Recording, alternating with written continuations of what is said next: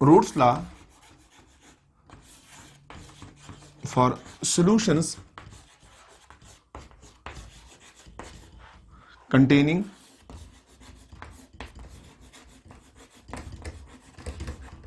non-volatile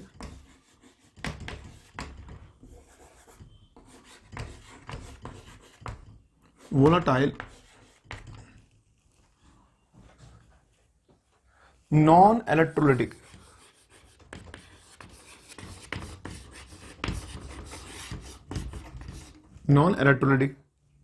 solute dissolved in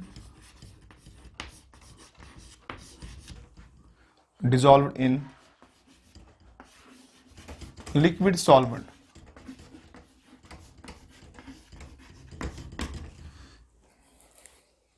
या इस topic का टाइटल बन सकता है बेटे relative lowering of vapour pressure.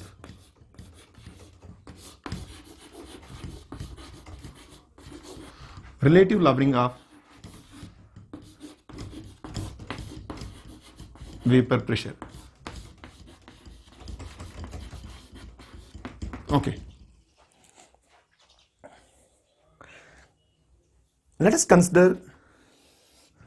consider pure solvent. Let us say water placed in a closed vessel and is kept in a thermostat, means at constant temperature T. Okay, baby. Let us say we allow this solvent to attain equilibrium with its vapors. Okay, baby. Now your pure water, which is solvent, is in equilibrium with its शाबाश vapors, and यहाँ जो vapour pressure होगा water का, pure solvent का, as usual हम इसको denote करेंगे बेटे पी नॉट से या पी ए नॉट से, पी ए नॉट। ओके, ए वाला टर्म हम यूज करेंगे फॉर सॉल्वेंट और बी वाला टर्म हम यूज करेंगे फॉर सोल्यूट। ओके बेटे, लेट अस से अब मैंने इसी सेम सॉल्वेंट वाटर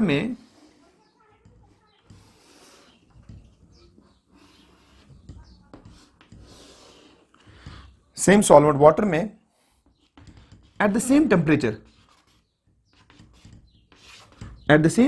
T मैंने ऐड किया non volatile solute, late us से ग्लूकोज, और मैंने यानी यहां एक वाटर है और प्लस मैंने ऐड कर दिया ग्लूकोज, और लेट अस से ग्लूकोज का ये मैंने ऐड किया 0.01 मोल,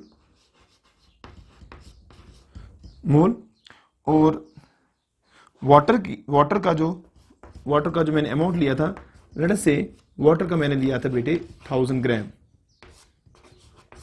ओके बेटे, फिर ये सीधे सीधे जो हमारा सोल्यूशन है ये है 0.01 मोलर, क्योंकि मोलैरिटी जो डिफिनेशन है बेटे वो है, मोलैरिटी सिंपली है number of moles of solute, that is 0.01 divide by mass of solvent in kgs. क्योंकि ये 1 kg है तो 0.01 divide by 1 it is simply 0.01 molar solution. Okay बेटे, अगेन लेट अस से कि हमने इस सोल्यूशन को अलो किया to acquire equilibrium with its vapour phase. Okay बेटे,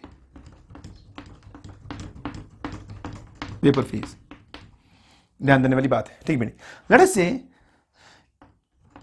जो वेपर प्रेशर है यहां सॉल्वेंट मॉलिक्यूल्स का इन the vapour phase, late us से उसको हम डिनोट करने जा रहे हैं विद द पीएस, यानी वेपर प्रेशर ऑफ सॉल्यूशन। ध्यान देने वाली बात है, सबसे पहली बात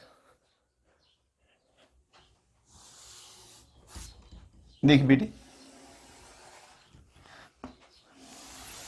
सबसे पहली बात जो मैं यहां बताने जा रहा हूं, ऑब्जर्वेशन क्या है। ओके बेटी, ऑब्जर्वेशन ये है कि जो मैंने यहां सॉल्यूशन लिया 0.01 molar aqueous solution of glucose, इसका मैंने वेपर प्रेशर माना एट टेम्परेचर T PS, और जो प्योर वाटर था एट टेम्परेचर T, उसका मैंने वेपर प्रेशर माना PA0। तो ऑब्जर्वेशन ये है कि vapour pressure of a solution containing non volatile solute, that is PS is always less than the vapor pressure of its vapor pressure of its pure solvent PA0। देख बेटे, यहाँ एक बात जो जहन में उतारनी है वो जरा गौर सुनने। देख बेटे, मैंने यहाँ दो वर्ड यूज किए। एक मैंने यूज किया वर्ड नॉन वोलेटाइल सॉल्यूट और उसके साथ मैंने यूज किया नॉन इलेक्ट्रोलाइटिक सॉल्यूट। ओके बेटे, इसका मतलब ये है जो ग्लूकोज मैंने यहाँ डिसॉल्व किया पानी में एट टेम्परेचर T, उसके जो मॉलिक्यूल्स हैं दे डू नॉट इवापोरेट, ठीक है, एट द टेम्परेचर T। और दूसरी इंपॉर्टेंट सी बात ये कि दे नॉन इलेक्ट्रोलाइटिक का मतलब ये है कि जो ग्लूकोज के मॉलिक्यूल्स हैं they do not dissociate in the solution, just like NaCl। NaCl को अगर हम पानी में डालेंगे तो it will dissociate into Na positive and Cl negative. जब मैं ये वर्ड यूज कर रहा हूं non volatile and non electrolytic, it means under the given condition of temperature the solute molecules do not evaporate and the solute molecules do not dissociate in the solution state. Okay बेटे, तो ये बात ध्यान में रखें। इसका मतलब ये है कि चाहे मैं ये प्योर सॉल्वेंट वाटर की बात करूं, ऊपर जो मॉलिक्यूल्स है वो है प्योर वाटर की, और चाहे मैं इस सॉल्यूशन की बात करूं, ऊपर भी जो वेपर मॉलिक्यूल्स हैं वो भी प्योर वाटर के ही हैं। लेकिन still it is an observation that vapour pressure of a solution containing non volatile solute is always less than the vapor pressure of its pure solvent, that is PS is less than PA0। This is observation, इसको हम बदल नहीं सकते। अब ये पहला जो है आर्गुमेंट, यानी why PS is less than PA0, तो हम इसको डिस्कस करने जा रहे हैं। तो जो यहां ऑब्जर्वेशन ये है, अब हम इस ऑब्जर्वेशन को एक्सप्लेन करने जा रहे हैं, यानी why PS is less than PA0। ध्यान देने वाली बात है।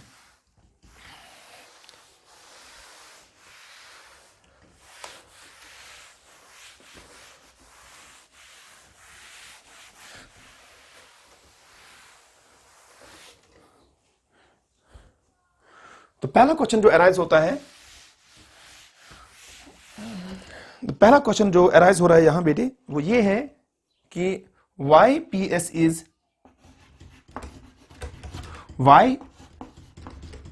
is less than PA0। Okay, इस क्वेश्चन का। ओके बेटे, तो what is the reason? Okay बेटे, ये हमारा क्वेश्चन है, तो व्हाट इज द रीजन?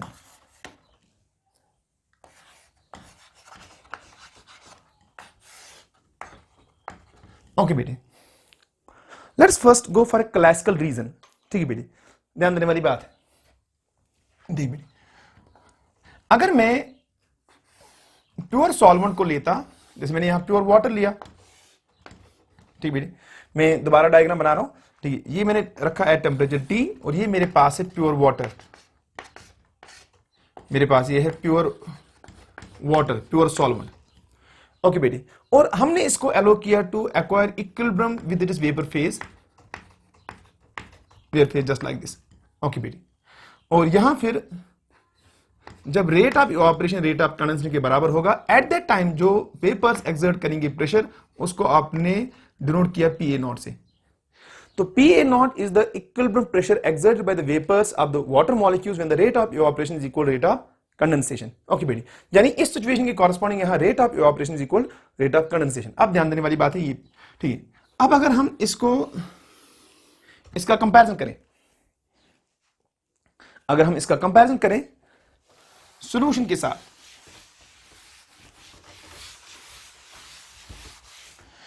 अब अगर हम इसका कंपैरिजन करें, ठीक है, सॉल्यूशन के साथ, लेट्स से आपने इसमें लिए थे 1000 ग्राम्स, ठीक है, वाटर की, और यही 1000 ग्राम वाटर में यहां ले रहा हूं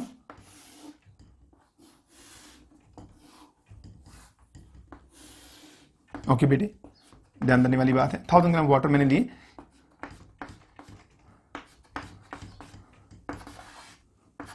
ठीक है, ओके, ये 1000 ग्राम वाटर मैंने यहां लिए। अब इस 1000 ग्राम वाटर में इसको मैं ऐड कर रहा हूं बेटे, इसको मैं ऐड कर रहा हूं 0.01 मोल ऑफ ग्लूकोज। ओके बेटी, अभी ध्यान देने वाली बात है, ठीक है बेटी, और हमने इसको डिसॉल्व किया, ठीक है, डिसॉल्व करने के बाद, ठीक है, लेकिन हमने इस वाले सॉल्यूशन को भी रखा एट टेम्परेचर T, समझने वाली बात है, ठीक है। तो यहां इस वाले पर्टिकुलर केस में सिर्फ प्योर सॉल्वेंट मॉलिक्यूल्स हैं। अब यहां जो समझने वाली बात है, जब आपने 0.01 मोल ऑफ ग्लूकोज को डिसॉल्व किया वाटर मॉलिक्यूल्स में, तो ये सॉल्यूशन तब होगा when the molecules of glucose and water will get homogenised. इसका मतलब ये हुआ कि यहां जो मॉलिक्यूल्स ऑफ ग्लूकोज हैं वो बेटे यहां और यहां यहां हर जगह होंगे in between the molecules of water uniformly distributed, uniformly distributed. तो ये सोल्यूशन जो होता है, दिस इज बाय डेफिनेशन, उसको this is by definition homogeneous. Okay बेटे, अब समझने वाली बात क्या है? समझने वाली बात यह है कि यहां जो मैं बात करने जा रहा हूं, समझने वाली बात क्या है? देखिए बेटे, यहां some of the non volatile solute molecules, some of the non-volatile molecules, besides they are inside the liquid solvent, some of the non-volatile solute molecules are present on the surface of this liquid solvent। ठीक बेटे, इससे क्या फर्क पड़ेगा? इससे फर्क ये पड़ेगा बेटे, जो रिलेटिव सरफेस एरिया है, जो रिलेटिव सरफेस एरिया है फॉर द इवापोरेशन, वो रिलेटिव सरफेस एरिया इवापोरेशन के लिए कम हो गया। व्हाई? बिकॉज दिस मॉलिक्यूल जो ग्लूकोज, जिसको मैंने रेड से किया है, ये वाला molecule, these molecules being non volatile they will not escape. लेकिन इनके नीचे जो मॉलिक्यूल्स होंगे वाटर के, जो एस्केप हो सकते थे, तो ये अब उनके लिए रास्ता नहीं है कि वो इवापोरेट हो सकें।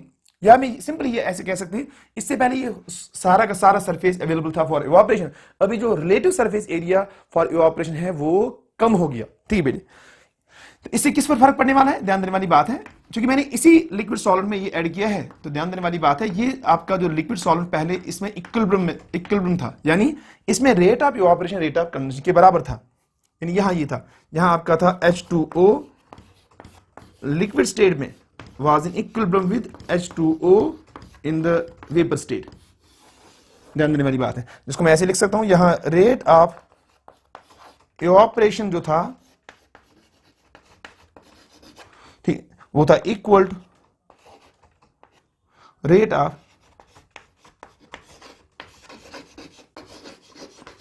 कंडेंसेशन।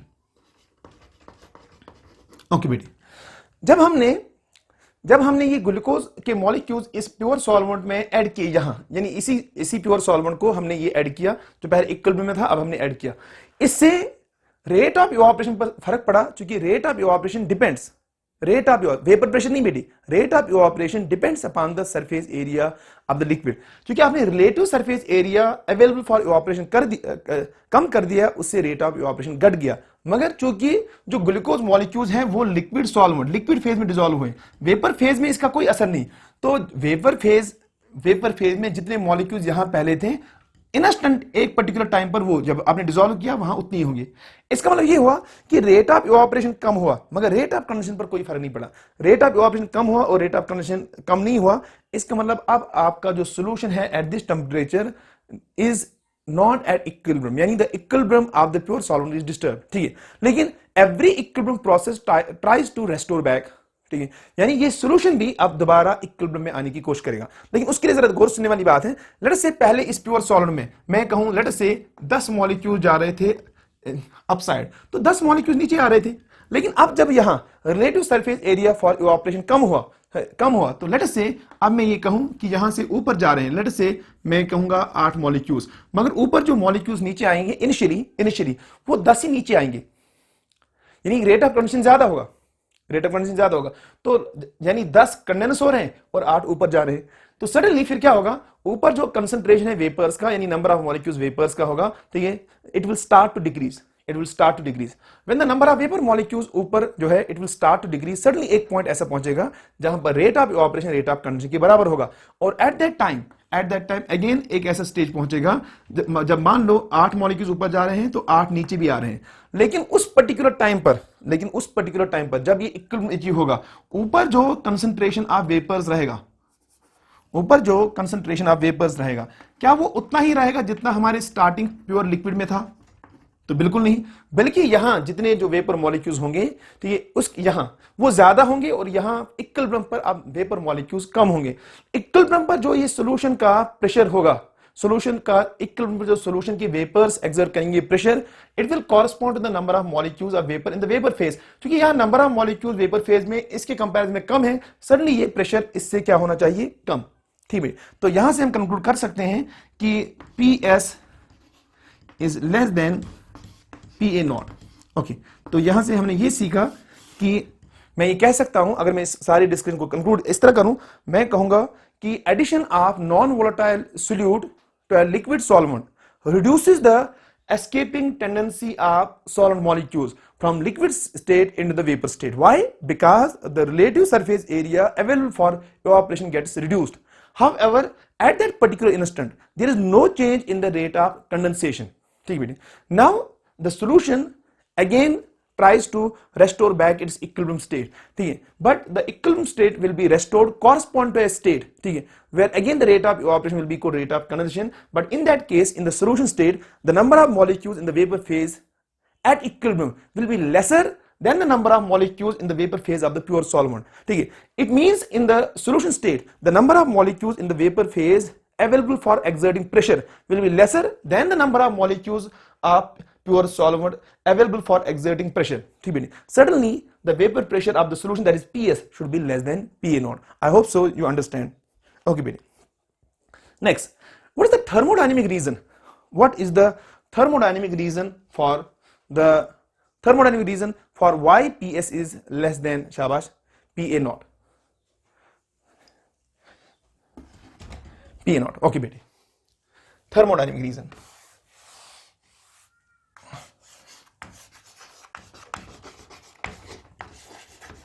Thermodynamic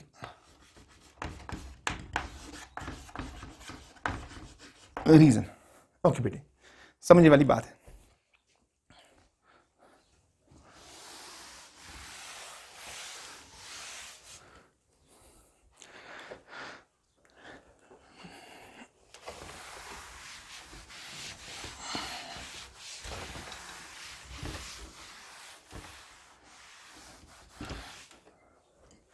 थर्मोडायनेमिक रीजन जरा समझे हैं बेटे, ध्यान देने वाली बात है. ओके, पहली बात जरा देखिए,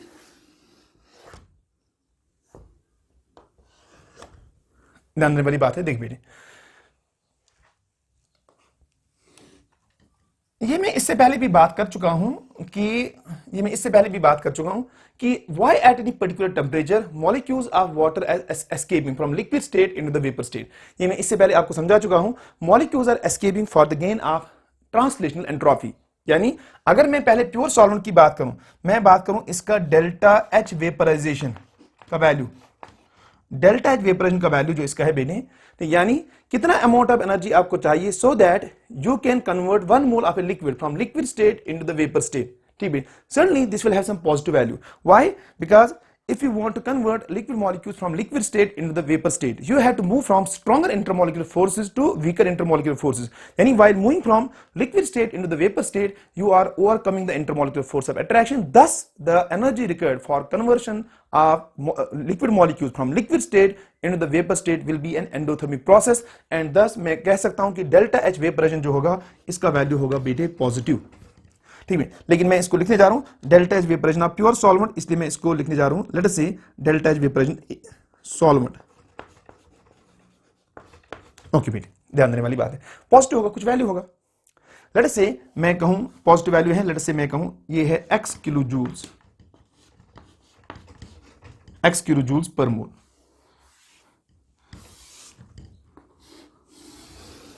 ओके, लेट अस से मैं कहूं x किलो जूल्स पर मोल.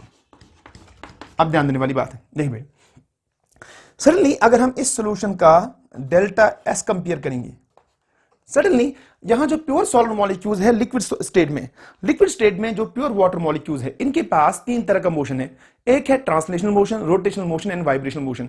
एंट्रोपी जो एक सिस्टम का होता है वो 4 बेसिक फैक्टर्स पर डिपेंड करता है. एक है translational motion, rotational motion, vibrational motion and statistical distribution of particles in a particular system. ठीक बेटी, तो यहां अगर आप लिक्विड स्टेट की बात करेंगे, लिक्विड स्टेट में यहां प्योर वाटर मॉलिक्यूल्स का ट्रांसलेशनल मोशन है, रोटेशनल मोशन है और वाइब्रेशनल मोशन है सडनली. लेकिन इन्हीं प्योर लिक्विड मॉलिक्यूल्स को इस बीकर में अरेंज करने का तरीका एक ही होगा. व्हाई?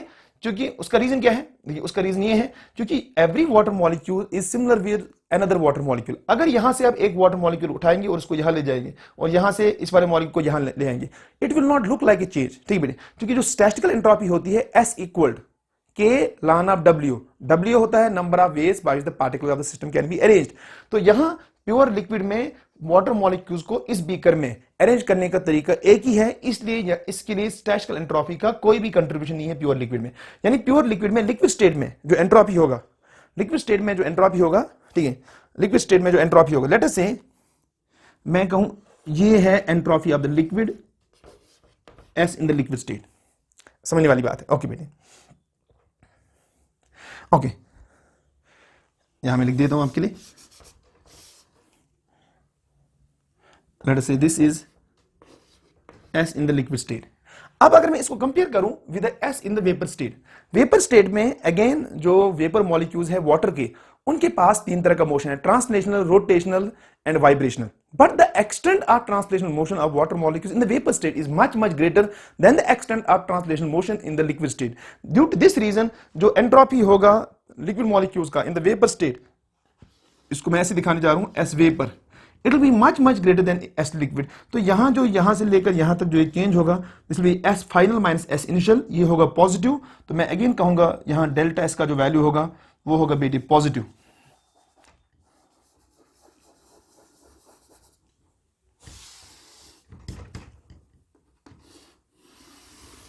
पॉजिटिव लेट से मैं इसको कहूं ये है y kilo joules, y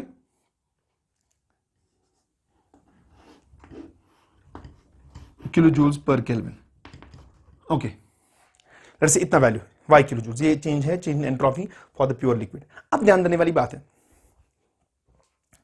now let us move to the solution side.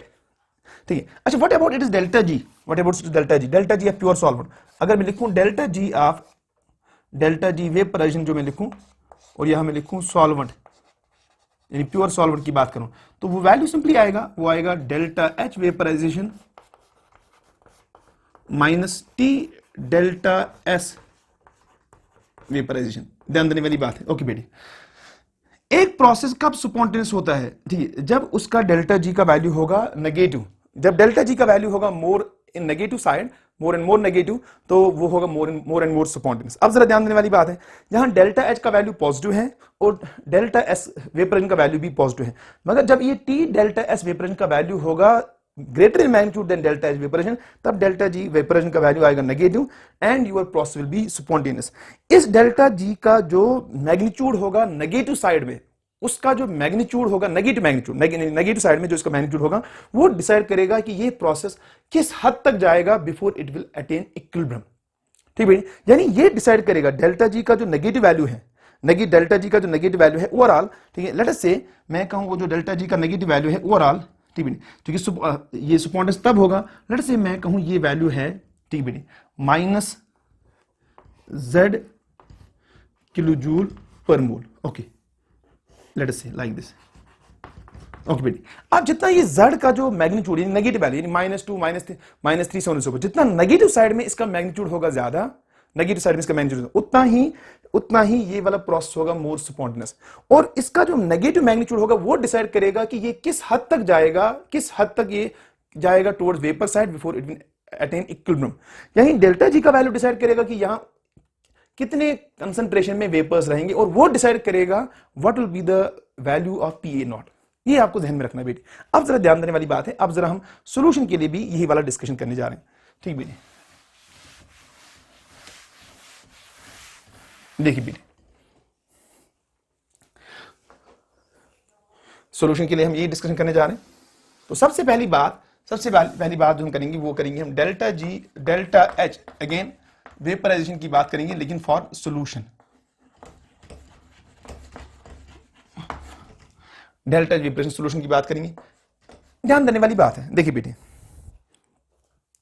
यहां जो आपके पास प्योर वाटर है, प्योर वाटर में water molecules were held by intermolecular hydrogen bonding. Okay बेटे, यहां जरा देखिए बेटे, आपके पास है 0.01 mole of glucose, 0.01 mole of glucose, जिसको आपने डिसॉल्व किया है 1000 ग्राम ऑफ वाटर में। जरा एक बार इसको हम एनालाइज करते हैं। देखिए बेटे, 1000 ग्राम ऑफ वाटर, तो number of moles of water कितने हैं? Number of moles of water यहां है बेटे, वो हो गया mass in grams, that is 1000 gram divided by molar mass of water, that is 18, तो ये वैल्यू बनेगा 55.55। ओके बेटे, समझने वाली बात है। अब नंबर ऑफ मोल्स जो है ग्लूकोज के, जरा उसको देखिए, number of moles of glucose जो हमने इसमें डिसॉल्व किए हैं वो है बेटे 0.01।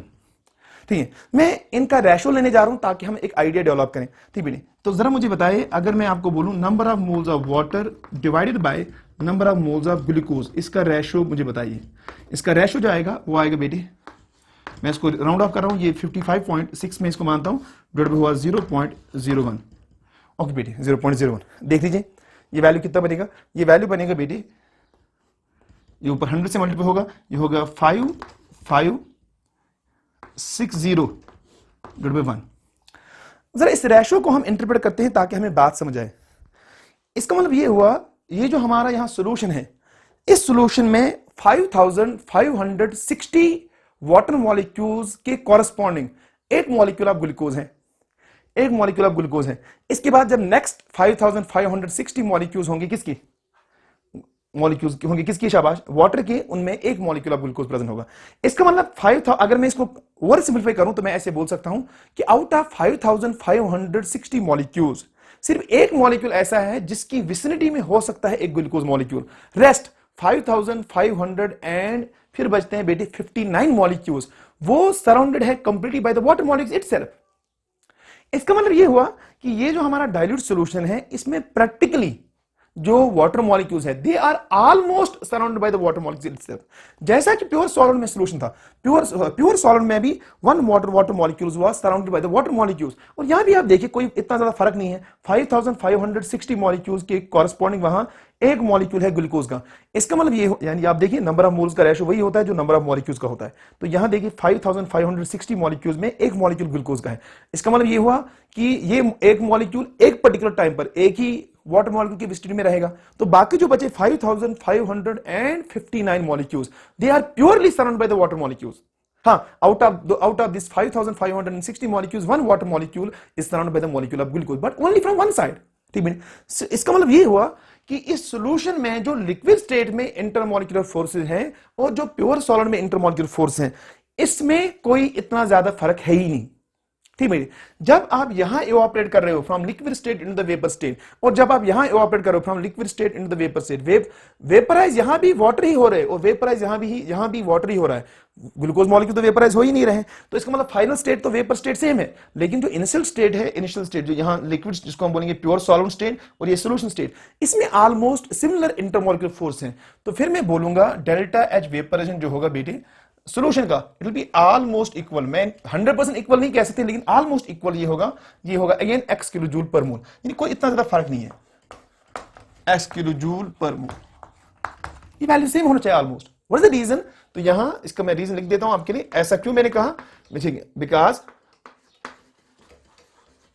Because intermolecular forces in the pure liquid state,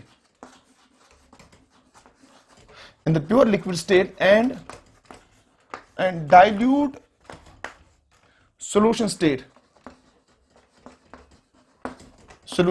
are almost similar। इस यानी कंक्लूड में ये करना चाहता हूं, चाहे मॉलिक्यूल्स ऑफ वाटर सॉल्यूशन से एस्केप हो रहे हो या प्योर सॉल्वेंट से एस्केप हो रहे हो, in both the molecules they have to overcome against the almost similar intermolecular forces. thus for overcoming the same intermolecular force of attraction you require almost same amount of energy. That is why I can conclude delta H vaporization for solution and pure solvent will be almost same. Okay बेटे, but what about delta S?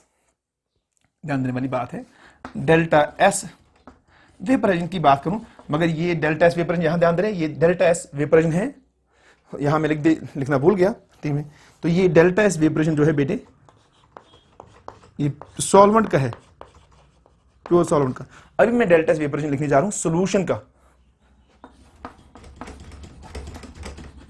का, ध्यान देने वाली बात है। देखिए बेटे, final state यहां वेपर का है, यहां भी फाइनल स्टेट में वेपर ही है, वाटर मॉलिक्यूल्स, ठीक है। क्योंकि दोनों का फाइनल स्टेट सेम है, इसलिए मैं कहूंगा ये वाला जो स्टेट है वो एस यानी एंट्रोपी जो वेपर स्टेट में है, सॉल्यूशन में, ठीक है, वेपर स्टेट में सॉल्यूशन में वो यहां भी था because of translation motion of the vapour molecules of water, rotation motion of air molecules of water and vibrational motion of vapour molecules of water. यहां भी वो वही है, translation motion of vapour molecules of water, rotation motion of vapour, rotation motion and vibrational motion.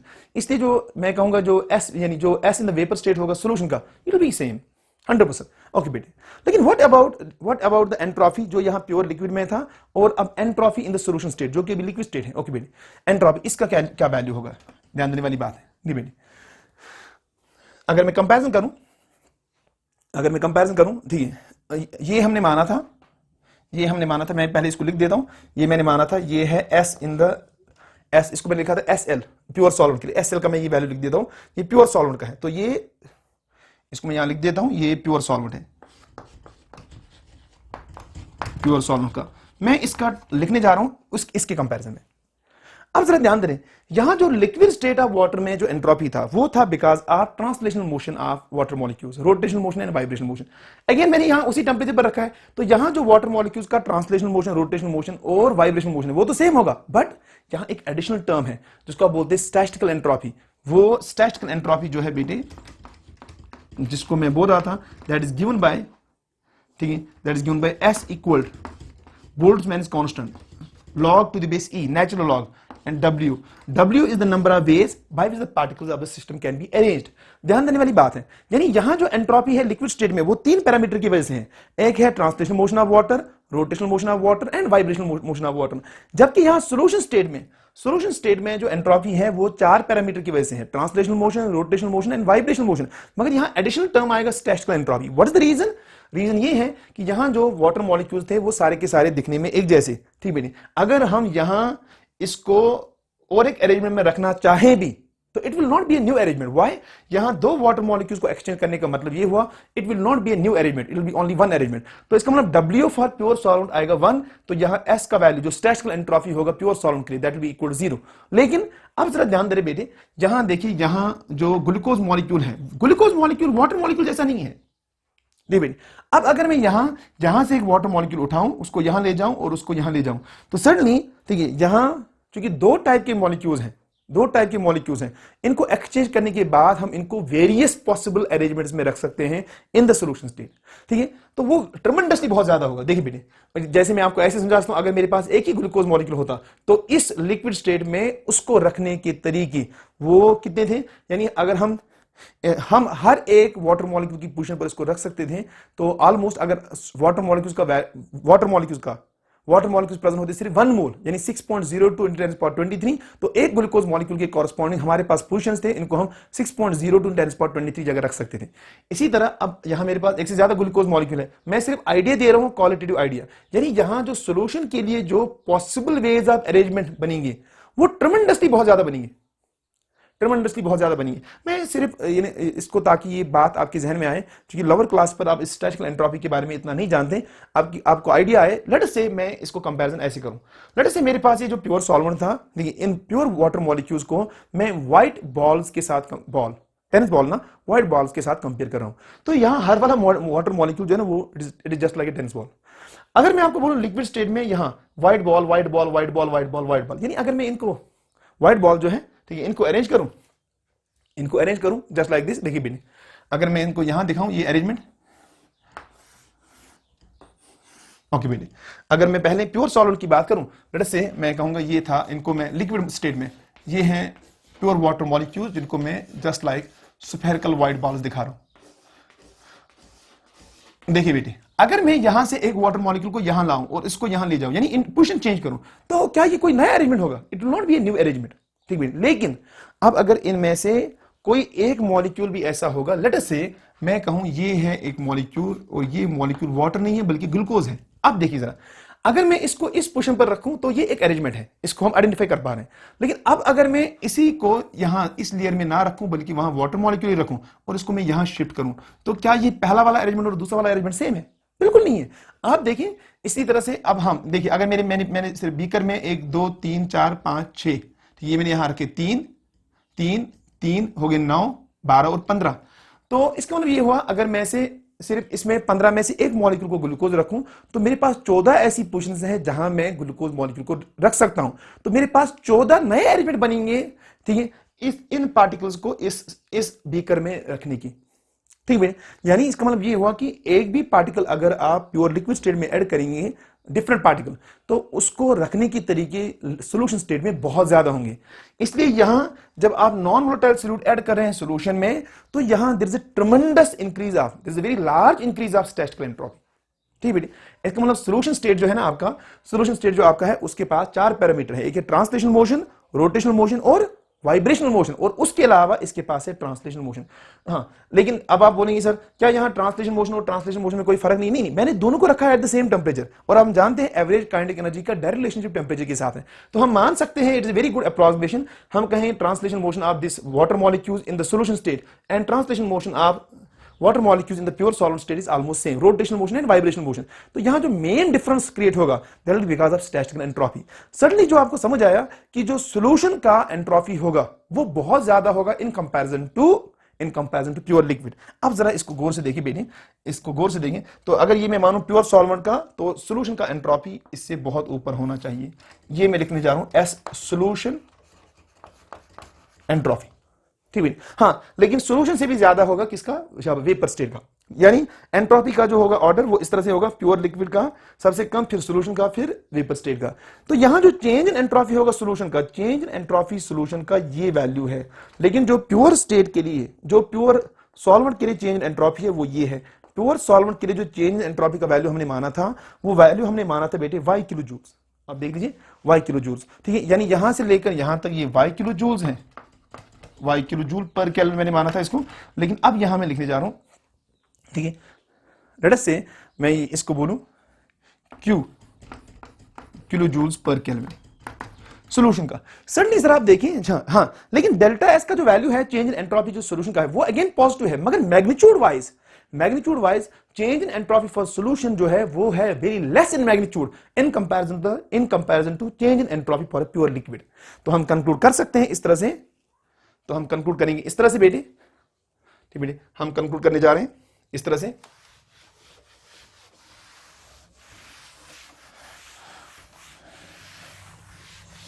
हम conclude करने जा रहे हैं इस तरह से बेटे, क्या कंक्लूड करने जा रहे हैं कि जो डेल्टा एस वेपराइजेशन होगा किसका? ठीक बेटे, सॉल्यूशन का, हाँ होगा ये पॉजिटिव, मगर इसका जो वैल्यू होगा वो होगा less than delta S vaporization, ठीक है, प्योर सॉल्वेंट का, ठीक है बेटी। तो ये बहुत इंपॉर्टेंट सी बात है जो हमने कंक्लूड की। अब देखिए, ठीक है, अब जो मैं कंपेयर करने जा रहा हूं इसका डेल्टा जी वेपराइजेशन का, देखिए बेटी, डेल्टा जी वेपराइजेशन जो सॉल्यूशन का होगा बेटी, सॉल्यूशन का होगा, ध्यान देने वाली बात है, डेल्टा जी वेपराइजेशन सॉल्यूशन का होगा वो होगा डेल्टा एच वेपराइजेशन सॉल्यूशन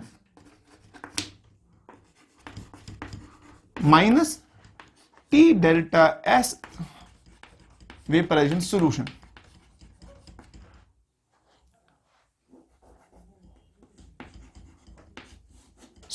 देखिए बेटी, T delta S vaporization solution, ध्यान देने वाली बात है, ये वैल्यू तो ऑलमोस्ट बराबर है, यहां देखिए ये वैल्यू, इसको मैं मान रहा हूं क्योंकि सॉल्वेंट और सॉल्यूशन का तो ऑलमोस्ट बराबर है, तो इसको मैं लिख रहा हूं ये x किलो जूल्स है, x माइनस, हाँ पॉजिटिव है, माइनस हुआ टी, टेम्परेचर वो सेम है।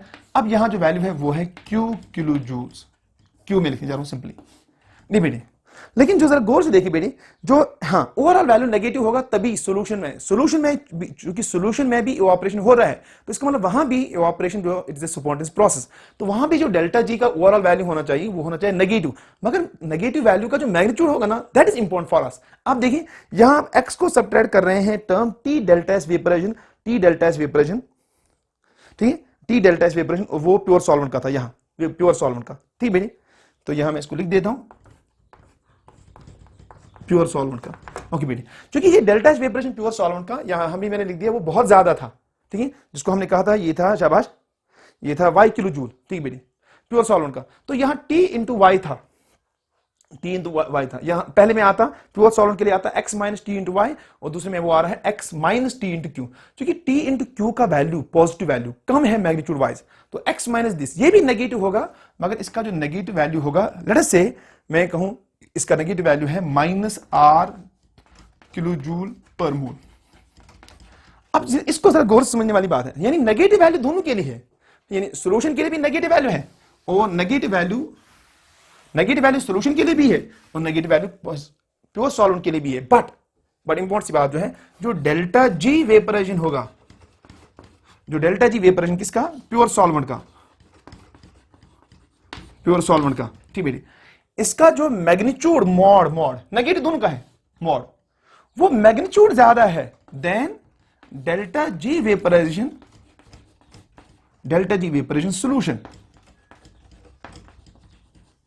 सॉल्यूशन।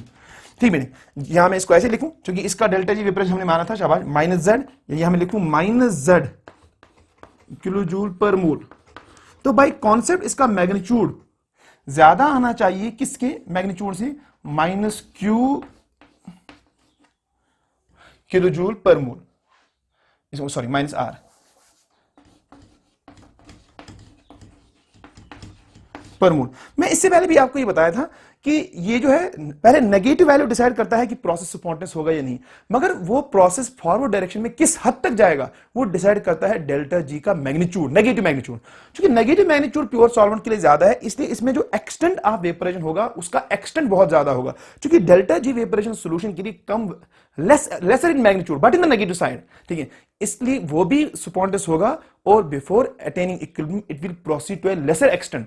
ठीक है, तो इसका मतलब प्योर सॉल्वेंट में जो एक्सटेंट ऑफ वेपराइजेशन होगा वो बहुत ज्यादा है और सॉल्यूशन में जो एक्सटेंट ऑफ वेपराइजेशन है वो कम है। तो क्योंकि एक्सटेंट प्योर सॉल्वेंट में ज्यादा है, इसका मतलब जो ऊपर कंसंट्रेशन ऑफ वेपर्स रहेगा इक्विलिब्रियम पर वो बहुत ज्यादा रहेगा इन कंपैरिजन टू शाबाश सॉल्यूशन। क्योंकि जब वहां एक्सटेंट कम है इसलिए फाइनल स्टेट यानी इक्विलिब्रियम स्टेट पर जो कंसंट्रेशन वेपर्स का रहेगा वो रहेगा कम, एंड सडनली फिर जो प्रेशर एक्सर्ट करेंगे वेपर्स प्योर सॉल्वेंट में it will be much higher than the vapour pressure of solution. Again justify हो गया कि वेपर प्रेशर जो होगा vapour pressure of solution containing non-volatile solute at the same temperature will be lesser than the wave pressure of it is pure solvent at the same temperature. Okay बेटी, ठीक बेटी, I hope so आपने ये understand किया। आप इसको इस video lecture को एक से ज्यादा बारी सुने दिए थर्मल रीजन के लिए, ताकि आपको ये बात समझ आए। ठीक है, एक दो बार इसको सुनिए तो इंशाल्लाह समझ आ जाएगा। ठीक बेटी,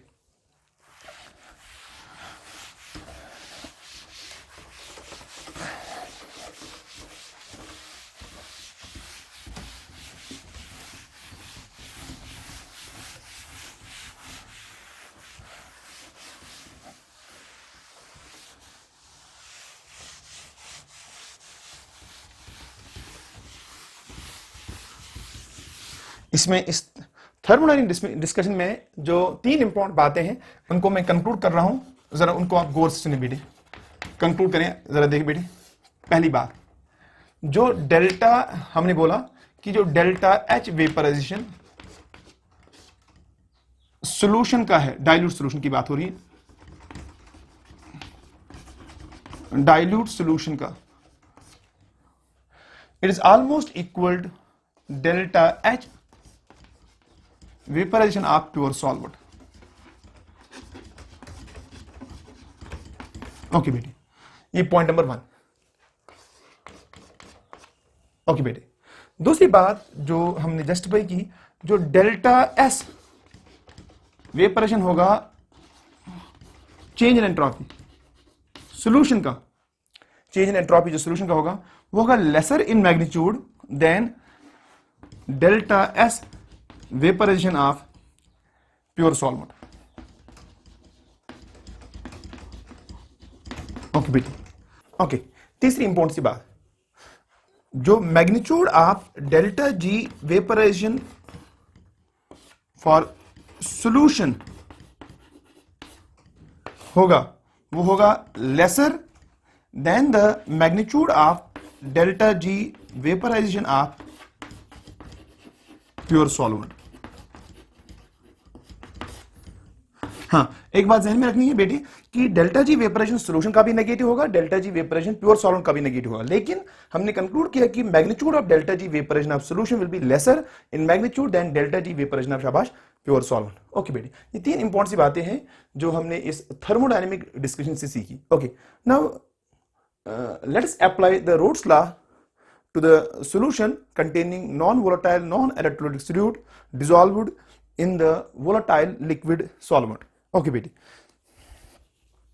हम वापस जाते हैं अपने ओरिजिनल टॉपिक पर। मैं आपको याद दिलाऊं कि हमने डिस्कशन कहां से स्टार्ट किया था। हमने डिस्कशन इस तरह से स्टार्ट किया था, ठीक है बेटी, हमने डिस्कशन यहां से स्टार्ट किया था, हमने एक सॉल्यूशन लिया था। ओके बेटी, सॉल्यूशन लिया था, पानी का हमने सॉल्यूशन लिया था, वाटर का हमने सॉल्यूशन लिया था और उसमें हमने ऐड किया था ग्लूकोज। ओके बेटी, ये हमने लिया था वाटर और प्लस हमने इसमें ऐड किया था ग्लूकोज। ओके बेटी, इसमें जो आपका वाटर है वो है आपका वोलेटाइल सॉल्वेंट, या इसको वोलेटाइल कंपोनेंट बोलेंगे, और जो आपका ग्लूकोज है वो है बेटे नॉन वोलेटाइल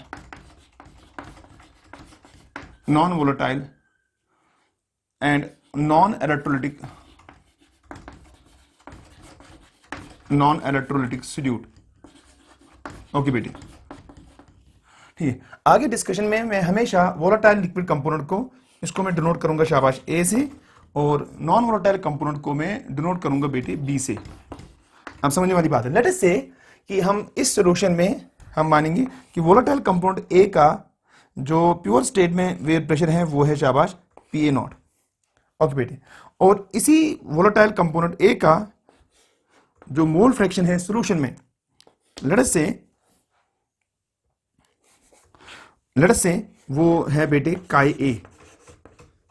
ओके, जो हमारे पास नॉन वोलेटाइल सॉल्यूट है, नहीं बेटे ये नॉन वोलेटाइल कंपोनेंट है, तो इस नॉन वोलेटाइल कंपोनेंट का सॉल्यूशन में जो मोल फ्रैक्शन है उसको हम डिनोट करेंगे काई बी से। और लेट अस से इस नॉन वोलेटाइल कंपोनेंट बी का जो अगर हम इसको असाइन करें vapour pressure in the pure state that is PB nought, क्योंकि नॉन वोलेटाइल है तो सिंपली होगा बाय कॉन्सेप्ट वो होगा equal at any given temperature that is equal 0। ठीक है बेटी, ध्यान देने वाली बात है। लेट अस से, ठीक बेटी, ओके, ध्यान देने वाली बात है। ओके, अब जरा देखिए आप, तो अगर हम इस सॉल्यूशन को रोड्स लॉ यूज करेंगे तो अकॉर्डिंग द रोड्स लॉ जो टोटल वेयर प्रेशर सॉल्यूशन का है PS that is simply equal शाबाश chi A P A nought plus chi B P B nought. Okay बेटी, क्योंकि जो आपका सेकंड कंपाउंड बी है वो नॉन वोलेटाइल है और उसका पी बी नॉट है इक्वल 0, तो ये वाला टर्म 0 हो जाएगा। तो यहां से फॉलो होता है सिंपली इंप्लाइज दैट जो आपका वेयर प्रेशर सॉल्यूशन का है वो होगा बेटी शाबाश chi A P A nought. ठीक बेटी, ये पहली इंपॉर्टेंट इक्वेशन है जो आप रिमेंबर करेंगे फॉर न्यूमेरिकल प्रॉब्लम्स, तो इसको हम बोलेंगे इक्वेशन नंबर फर्स्ट। ओके बेटी, यहां से सिंपली फॉलो होता है, आप जरा देखिए अगर मैं पीएस का प्लॉट डालूं वर्सेस का ए, तो ये है y, ये है x और ये है m, तो it is simply an equation y equal mx। It will be a straight line, ठीक है, पासिंग थ्रू द ओरिजिन, जिसका इंटरसेप्ट होगा 0 और जिसका स्लोप होगा पी ए नॉट। यानी अगर यही मैं इसको खत्म करूं, ठीक बेटी, मैं यहां से प्लॉट डालूं, ओके बेटी, यहां से मैं डालूं पीएस का प्लॉट यानी वेयर प्रेशर का प्लॉट, और यहां से मैं लिखूं बेटे मोल फ्रैक्शन का ए का वैल्यू 0 से स्टार्ट होगा और इसका मैक्सिमम वैल्यू होगा 1। लेट अस से वो 1 यहां है बेटे, तो ध्यान देने वाली बात है, it will be a straight line, ठीक बेटे, it will be a straight line. Okay बेटे, और यहां जो इसका ये वैल्यू होगा इस वाले साइड में, ठीक, ये यहां तक जाएगा और यहां जो ये वैल्यू बनेगा बेटे ये होगा पी ए नॉट। देखिए बेटी, ये होगा इसका पी ए नॉट, तो इस लाइन का स्लोप जो होगा दैट विल बी इक्वल शाबाश पी ए नॉट। ठीक, नेक्स्ट इंपॉर्टेंट सी बात,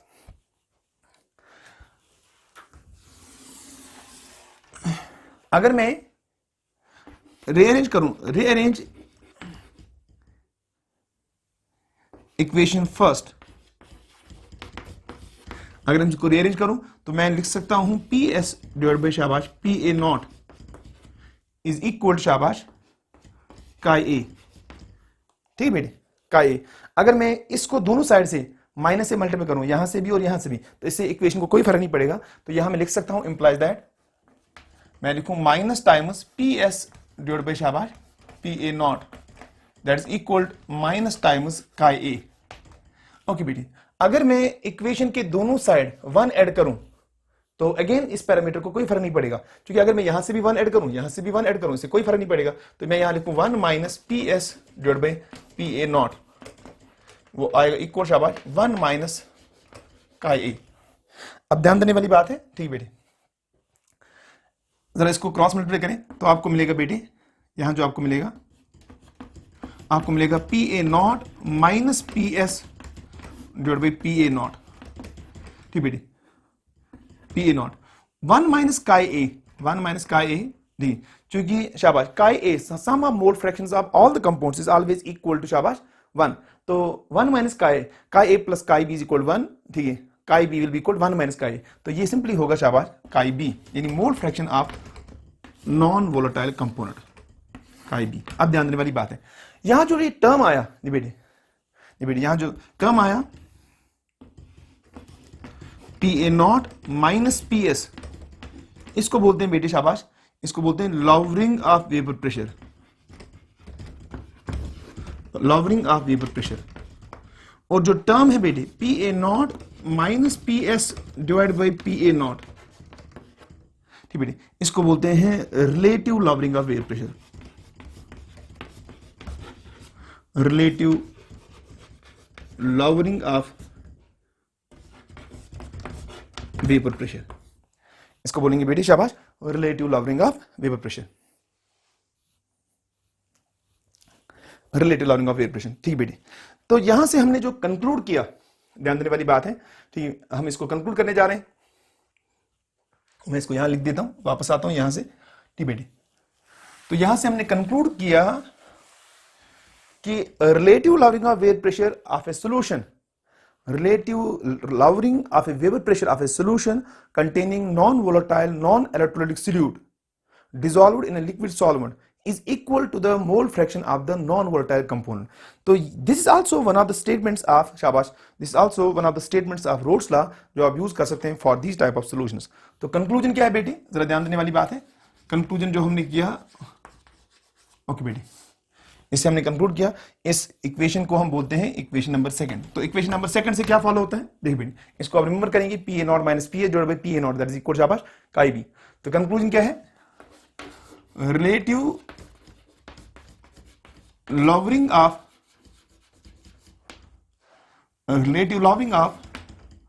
vapour pressure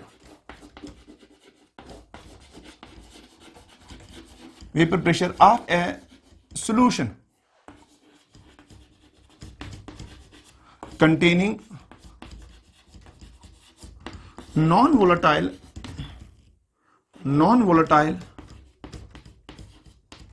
non-electrolytic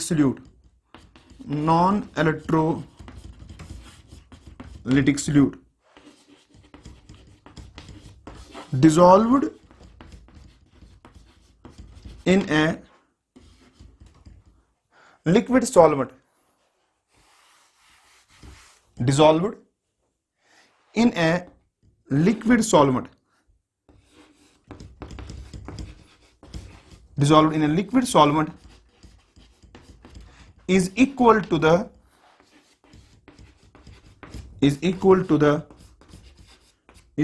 mole fraction of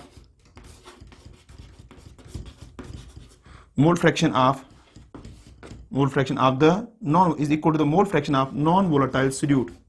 non-volatile solute, okay बेटी। ध्यान देने वाली बात है, जब मैं ये वर्ड यूज कर रहा हूं नॉन वोलेटाइल, मैं साथ में हमेशा लिखता हूं नॉन इलेक्ट्रोलाइटिक। बेसिकली अभी हमने सॉल्यूशन में सिर्फ वही वाले सॉल्यूट्स डाले जिनको हम मान के चल रहे हैं कि इनका ना कोई डिसोसिएशन होता है और ना ही एसोसिएशन होता है सॉल्यूशन में। आगे हम ये वाला पैरामीटर इनमें ऐड करेंगे कि हम उन वाले सॉल्यूशन के बारे में भी डिस्कशन करेंगे जिनमें सॉल्यूट में ये पॉसिबिलिटी होती है, जैसे NaCl है कि वो पानी वो सॉल्यूशन में जाने के बाद डिसोसिएट होता है, या there are some solute molecule जो सॉल्यूशन में जाने के बाद एसोसिएट होते हैं। ठीक है, वो हम इंशाल्लाह इन्हीं वाले टॉपिक्स में इंट्रोड्यूस करेंगे in the form of van't Hoff factor. तब हम देखेंगे कि ये वाली जो इक्वेशन है उसको हम जनरलाइज करेंगे for all types of solutes. लेकिन अभी के लिए जो ये इक्वेशन है p A not minus p a divided by p A not is equal to chi b, this is valid for a solution containing non volatile non electrolytic solute. तो ये जहन में उतारी ये वाली बात, इसलिए मैं ऊपर हेडिंग भी इसी तरह बनाया। हम अभी डिस्कस कर रहे हैं colligative properties of a solution containing non volatile non electrolytic solute dissolved in a liquid solvent. आगे हम इसमें जो बाकी कॉम्प्लेक्स पैरामीटर्स हैं वो ऐड करेंगे बेटी। तो कंक्लूड हमने क्या किया, relative lowering of vapour pressure of a solution containing non volatile non electrolytic solute dissolved in a liquid solvent is equal to the mole fraction of non volatile solute. Okay बेटी, अब ध्यान देने वाली बात है, ठीक है, मैं यहां से कंक्लूड करने जा रहा हूं। मैंने आपको इससे पहले आपको ये बताया था कि relative lowering of vapour pressure is a colligative property.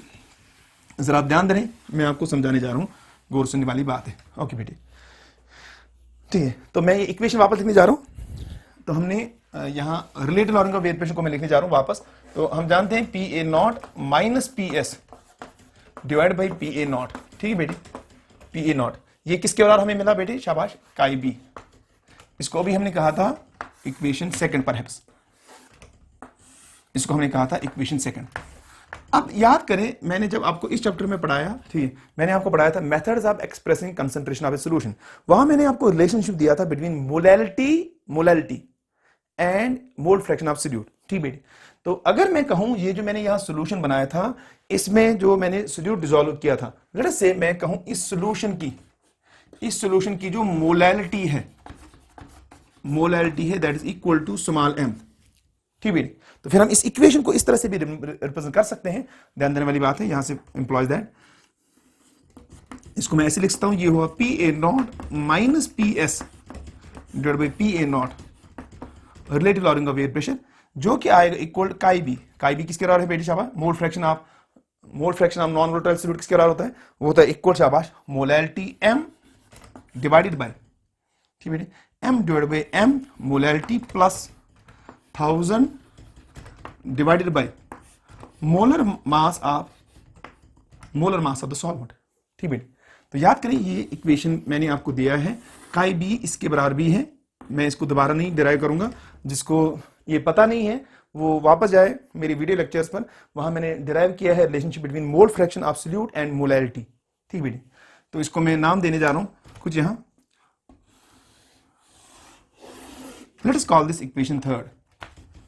अब ध्यान दीजिए जो मैं बात करने जा रहा हूं, देखिए बेटी, मैं यहां कंक्लूड करने जा रहा हूं। देखिए बेटी, लेट अस से मैं आपको दे रहा हूं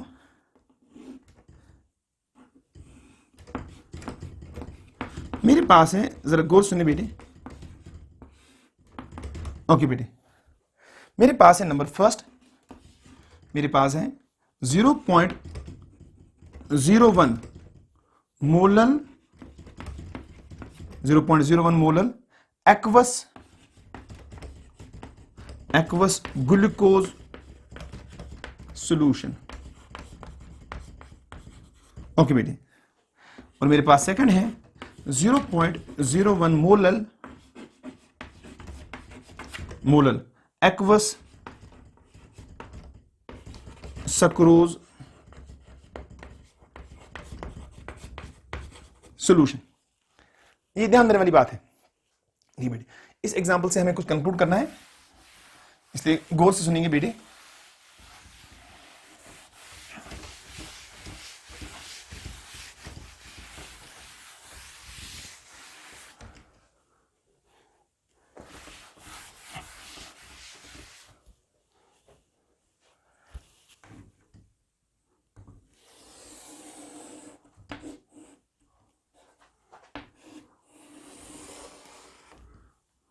ओके बेटे, अब ध्यान देने वाली बात है, ठीक, ध्यान देने वाली बात है। अगर मैं सॉल्यूशन फर्स्ट और सॉल्यूशन सेकंड की बात करूं, ध्यान देने वाली बात है, ये दोनों के दोनों सॉल्यूशंस एक्वस सॉल्यूशन है। एक्वस सॉल्यूशन का मतलब ये हुआ कि जहां सॉल्वेंट आपका वाटर है। इसका मतलब ये हुआ जो यहां आपके इक्वेशन में है molar mass of solvent Ma का वैल्यू जो है वो वाटर के लिए है बेटे 18, यानी कि Ma तो 18 है, ठीक है। 1000 is a constant parameter, that is 1000 वही रहेगा। अब मोलैरिटी का वैल्यू यहां भी है 0.01 मोलर और यहां भी है 0.0, यानी ये यहां 0.01, यहां भी 0.01। चाहे सक्रोज हो चाहे ग्लूकोज हो, दोनों के लिए ये m और m का वैल्यू क्या है, सेम। तो यहां से एक बात समझ आती है, क्या बात समझ आती है, देखिए बेटे, यहां से एक बात समझ आती है कि जो relative lowering of air pressure है, क्योंकि इस सॉल्यूशन में भी सॉल्वेंट सेम है, इसलिए Ma का वैल्यू सेम 1000 सेम है, मोलैरिटी का वैल्यू 0.01 है, 0.01 है। हालांकि इस सॉल्यूशन में सॉल्यूट ग्लूकोज है नॉन वोलेटाइल और इस सॉल्यूशन में सक्रोज है नॉन वोलेटाइल। मतलब simply from equation third it follows, ठीक बेटे, from equation third it follows, क्या फॉलो होता है, देख बेटे, relative lowering of air pressure of solution first and solution second will be same, यानी ठीक, from equation third it follows जो relative lowering of vapour pressure होगा, relative lowering of vapour pressure of शाबाश solution first is equal to relative lowering of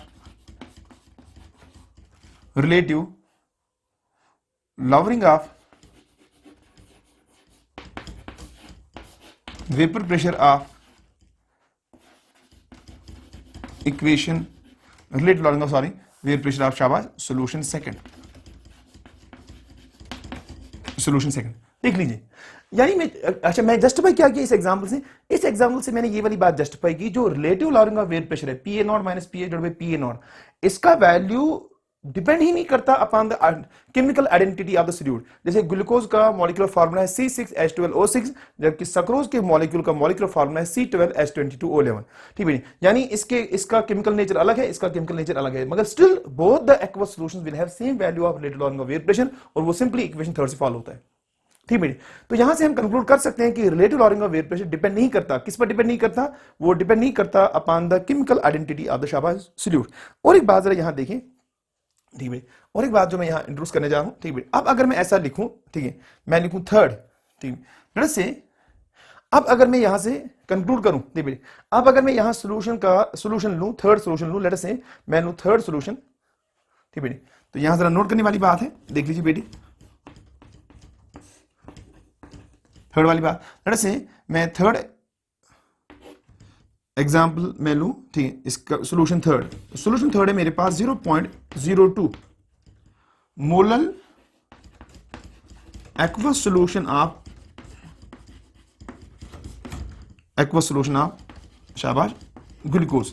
आप देखिए मैंने क्या किया, मैं सॉल्यूशन फर्स्ट से जब सॉल्यूशन थर्ड जा रहा हूं, तो मैंने एक्वस वही रखा, यानी सॉल्वेंट वही रखा, तो Ma का वैल्यू जो कि मॉलिक्यूलर मास ऑफ सॉल्वेंट है वो तो सेम रहा, 1000 वही रहा, लेकिन मैंने मोलैलिटी का वैल्यू, जरा आप देखें, मोलैलिटी का वैल्यू यहां 0.2 कर दिया और यहां पर 0.2 कर दिया।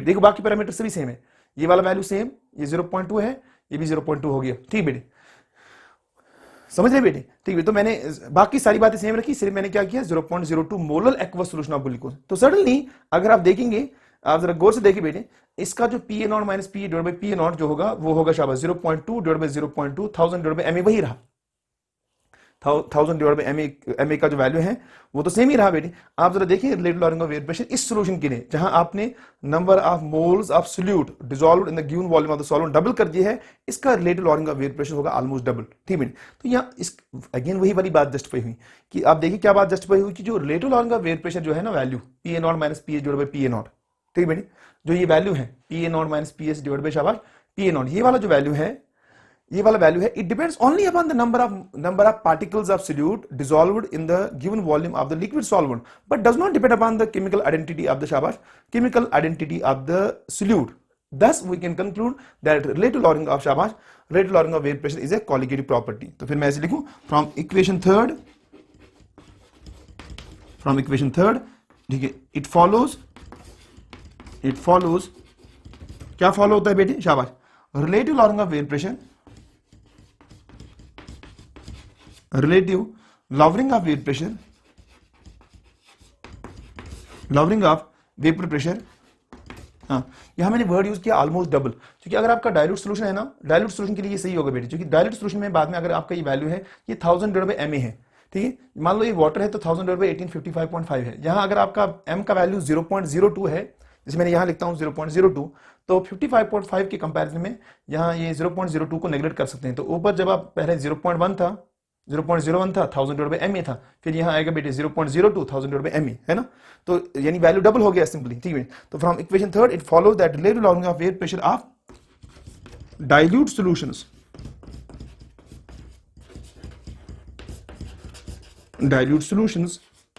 is a colligative property,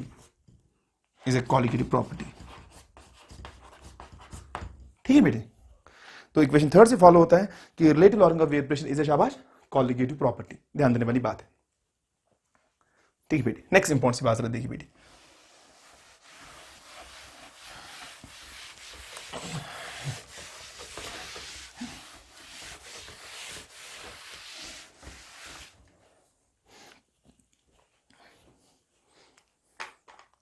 ठीक है बेटे,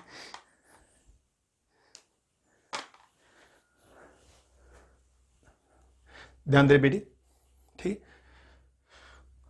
फॉर डाइल्यूट सॉल्यूशन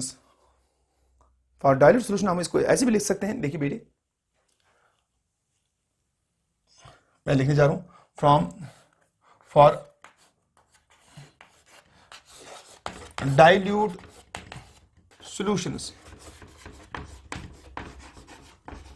ठीक बेटी, डाइल्यूट सॉल्यूशन हम किनको बोलते हैं बेटे? डाइल्यूट सॉल्यूशंस हम बोलते हैं उन वाले सॉल्यूशंस को जहां एन ए है number of moles of solvent.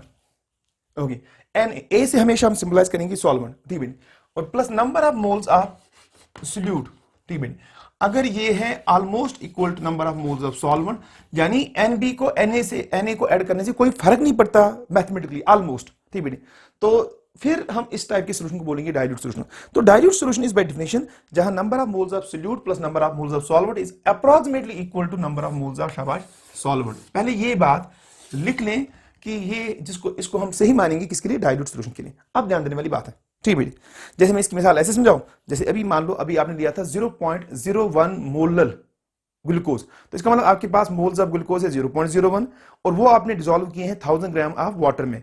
1000 gram of water हुआ, number of moles of water हो गए 1000 ग्राम डिवाइड बाय 18, 18 को डिवाइड बाय 1000 डिवाइड बाय 18 आता है 55.5। 55.5 को अगर हम 0.01 ऐड करेंगे तो वो ज्यादा से ज्यादा वैल्यू बनेगा 55.56। बेसिकली वैल्यू बनता था 1000 डिवाइड बाय 18 55.55। अब अगर हम ऐड करेंगे number of moles of solute तो वो बनेगा 55.56। तो 55.56 को हम अप्रोक्सीमेटली 55.5 भी लिखें तो इसे न्यूमेरिकल वैल्यू में इतना कोई चेंज नहीं आता, ठीक है। इस टाइप के सॉल्यूशन को हम बोलेंगे डाइल्यूट सॉल्यूशन। डाइल्यूट सॉल्यूशन हुआ कोई भी एक ऐसा सॉल्यूशन जहां number of moles of solute plus number of moles of solvent plus number of moles of solute is approximately equal to number of moles of शाबाश सॉल्वेंट। ओके बेटी, ध्यान देने वाली बात है, ठीक है। तो डाइल्यूट सॉल्यूशन के लिए हम फिर मैं दोबारा लिख सकता हूं, ठीक है। मैं लिखूंगा शाबाश डाइल्यूट सॉल्यूशन के लिए हम जानते हैं कि P A not minus P S divide by P A nought, ये एक्सप्रेशन किसके बराबर था बेटे? ये था chi B, mole fraction of non volatile solute. और हम जानते हैं mole fraction of non volatile solute किसके बराबर है? ठीक है, वो है number of moles of solute B. ये मोल फ्रैक्शन का डेफिनेशन है, number of moles of the compound divide by total number of moles of all compounds. तो number of moles of B divide by हो गया बेटे शाबाश N A plus N B, ठीक है।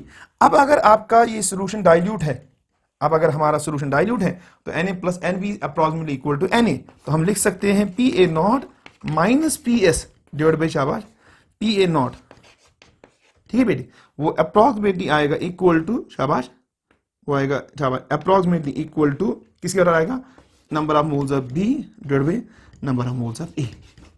देख लीजिए बेटी, number of moles of B, number of moles of B. अब नंबर ऑफ मोल्स किसके बराबर होते हैं बेटी?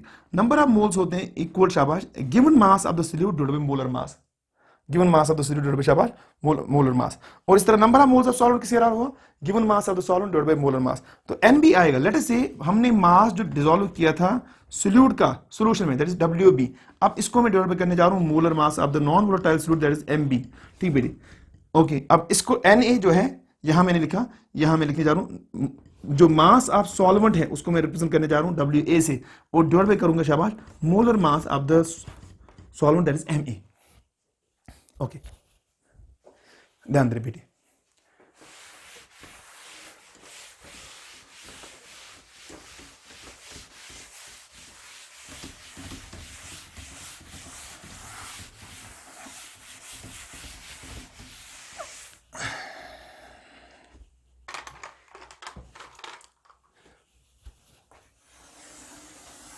तो यहां पहले हम नोट कर लें, ठीक है बेटी। हमने WA क्या माना? ये हमने माना शाबाश mass of solvent, mass of solvent हमने इसको माना इन ग्राम, ओके बेटी। और WB हमने क्या माना? ये हमने माना मास of solute, non volatile solute, non volatile solute in grams, okay बेटी। और व्हाट इज MA हमने क्या माना? इसको हमने माना molar mass of solvent, okay बेटी। और MB को हमने क्या माना? इसको हमने माना molar mass of non volatile solute, non volatile शाबाश सोल्यूट, ओके बेटी, नॉन वोलेटाइल सोल्यूट। ध्यान देने वाली बात है, ठीक है बेटी। तो यहां से इस इक्वेशन से फॉलो होता है, क्या फॉलो होता है जरा देखिए, यहां से फॉलो होता है इंप्लाइज दैट, ठीक है, जो PA नॉट माइनस PS है डिवाइड बाई PA नॉट है ना बेटी, वो आएगा इक्वल किसके बराबर आएगा? अप्रोक्सीमेटली वो आएगा इक्वल शाबाश डब्ल्यू ये ऊपर जाएगा, ठीक है। तो वो आएगा इस तरह से, फिर वो आएगा मास of solute non volatile solute divide by molar mass of non volatile solute, ऊपर मल्टीप्लाई होगा बेटे, ठीक है।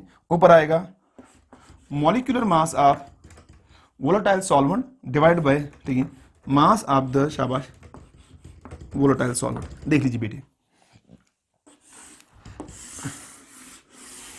इसको मैं बोलूं शाबाश ये है इक्वेशन, इसको मैं बोलूं इक्वेशन फोर्थ, मगर ये वैलिड है, वैलिड ओनली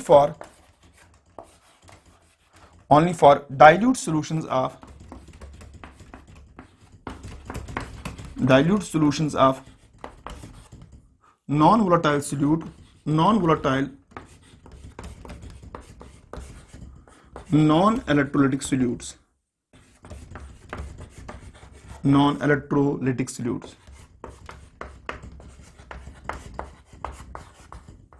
ओके बेटे, ठीक, जरा गौर से देखिए बेटे, जो इक्वेशन फोर्थ है, इक्वेशन फोर्थ से एक बात समझ आती है कि relative lowering of wave pressure को यूज कर सकते हैं फॉर डिटर्मिनेशन ऑफ शाबाश मॉलिक्यूलर मास ऑफ शाबाश नॉन वोलेटाइल सॉल्यूट। देखिए बेटे, अगर आपके पास एक अननोन नॉन वोलेटाइल सॉल्यूट है जो कि मान लो एक पर्टिकुलर सॉल्वेंट में सॉल्युबल है, लेट्स से वाटर, ठीक बेटे, तो वाटर के कितने ग्राम आप लेंगे सॉल्यूशन बनाने के लिए, WA वो आप मेजर कर सकते हैं, ठीक बेटे। उसका मॉलिक्यूलर मास जिस सॉल्वेंट में आपने सॉल्यूशन बनाया उसको वो आपको पता है। आपके पास जो अननोन सॉल्यूट है जिसके बारे में अभी आप नहीं जानते उसका मॉलिक्यूलर फार्मूला क्या है या उसका मॉलिक्यूलर मास क्या है, उसका मास आप वे करके डिजिटल बैलेंस पर ले सकते हैं। मगर ये MB हमें नहीं पता क्योंकि हमने कोई अननोन सॉल्यूट लिया है। अभी मैं आगे पढ़ाऊंगा कि जो ये relative lowering of wave pressure है इसको एक्सपेरिमेंटली डिटरमाइन किया जाता है यूजिंग शाबाश ओस्टवार्ड्स वॉकर मेथड, या उसको बोलते हैं ट्रांसपिरेशन पुल मेथड। यानी PA0 minus PS divide by PA0 is an experimental parameter, इसको निकाल सकते हैं। WA is a known parameter, ये एक्सपेरिमेंटल पैरामीटर है। MA is an experimental parameter, WB is an experimental parameter. तो यहां से हम MB को निकाल सकते हैं। तो फिर मैं ऐसी बात करूं, relative lowering of wave pressure को यूज कर सकते हैं, ठीक है, कर सकते हैं for determination of molecular mass of शाबाश अननोन सॉल्यूट, ठीक है बेटे। तो यहां से मैं आपके लिए लिख देता हूं, ठीक है, कि from equation fourth it follows that relative lowering of wave pressure, relative lowering of vapor pressure, relative lowering of wave pressure can be used for determination of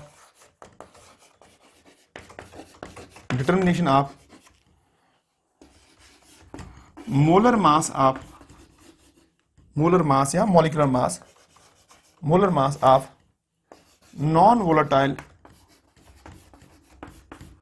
non-volatile शाबाश सॉल्यूट, ठीक है। क्योंकि मैं अभी दोबारा दोहरा रहा हूं कि जो PA0 minus PA divide by PA0 इसको एक्सपेरिमेंटली निकाला जाता है by an experimental method called Ostwald's and Walker method, ठीक है। WB मास ऑफ सॉल्यूट है, उसको आप डिजिटल बैलेंस पर वे करके ले सकते हैं, ठीक है। मास ऑफ सॉल्वेंट हम वे करके ले सकते हैं, ठीक है। मोलर मास ऑफ सॉल्वेंट, जिस सॉल्वेंट में आपने उसका सॉल्यूशन बनाया है सॉल्यूट का, वो आपको पता है, उसका मोलर मास पता है, तो यहां से हम MB को कैलकुलेट कर सकते हैं। Thus we can conclude that relative lowering of wave pressure को हम यूज कर सकते हैं for determination of molar mass of non volatile solute, ठीक है बेटे, ध्यान देने वाली बात है, ठीक है बेटे। इक्वेशन फोर्थ को मैं थोड़ा सा और रिअरेंज करूं ताकि हम कुछ और बातें भी समझे इसे, ठीक है बेटे। मैं इसको यहां लिख देता हूं आपके लिए,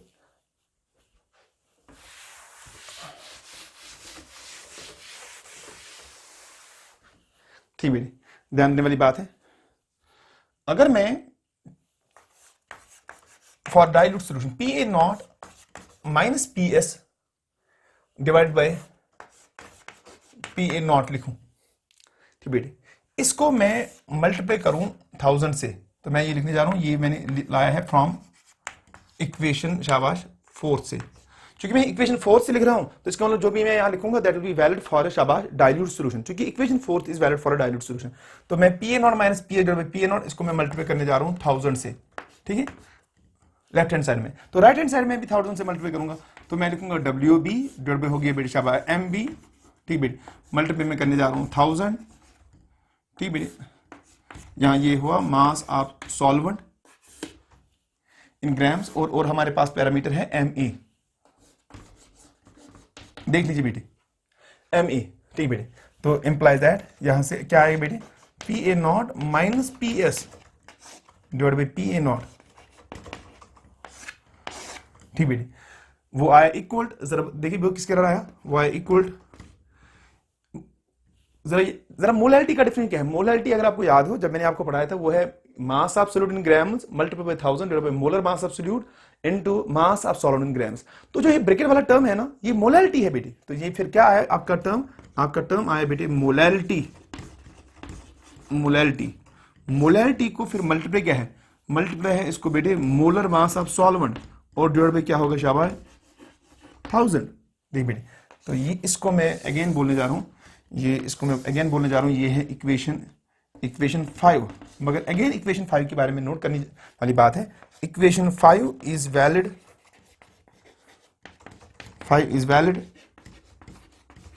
valid for A dilute solution.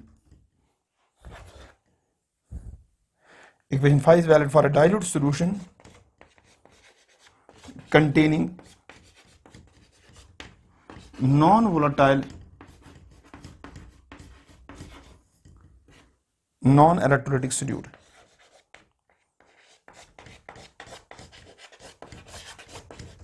Non-electrolytic solutes. Okay बेटी, सर इस इक्वेशन 5 से हम कुछ कंक्लूड करते हैं, ठीक है, ध्यान देने वाली बात है।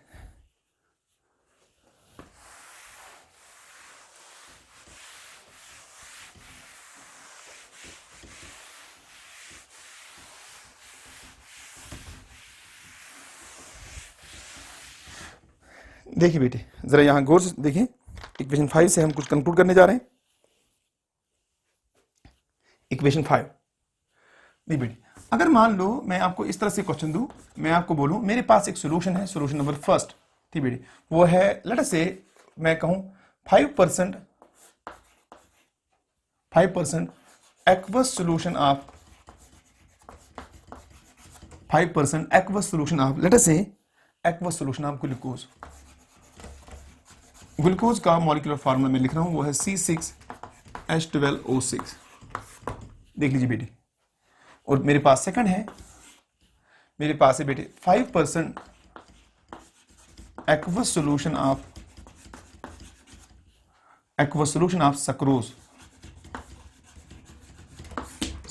सक्रोज का फार्मूला है C12H22O11, ओके बेटी, और मेरे पास थर्ड है 5% aqueous solution of let's say urea, और यूरिया का मॉलिक्यूलर फार्मूला है बेटे शाबाश, वो है NH2C double bond O NH2, देख लीजिए बेटे, लेट्स से यहां मैं नोट लिखूं, the percentage given is percentage by mass, the percentage given is percentage by mass, जिसको आप बोलते थे वेट बाय वेट, ओके बेटी, ध्यान देने वाली बात है, ठीक है बेटी। यहां 5% एक्वस सॉल्यूशन का मतलब ये होगा बेटे, यहां 5% का मतलब होगा कि 5 grams of glucose are present in 100 grams of solution, यहां मतलब होगा 5 ग्राम्स ऑफ शाबाश 5 grams of sucrose is present in शाबाश 100 ग्राम्स ऑफ सॉल्यूशन, यहां 5% का मतलब होगा 5 grams of urea are present in 100 grams of solution, ये इसका मतलब होगा। अब मैंने अभी सवाल कंप्लीट नहीं किया, आपसे सवाल ये है, ठीक है, arrange these solutions in the decreasing order of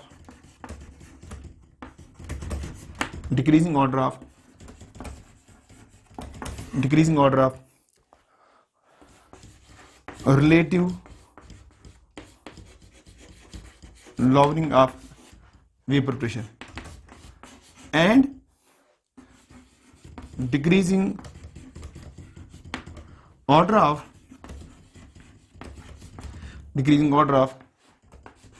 vapor pressure of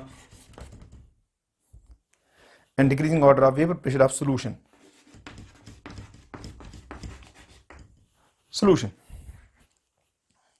देख लीजिए बेटी, हमें बोला गया है कि इनको अरेंज करो in the decreasing order of vapour pressure of related long का vapour pressure and decreasing order of शाबाश वेपर प्रेशर ऑफ सॉल्यूशन। ध्यान देने वाली बात है।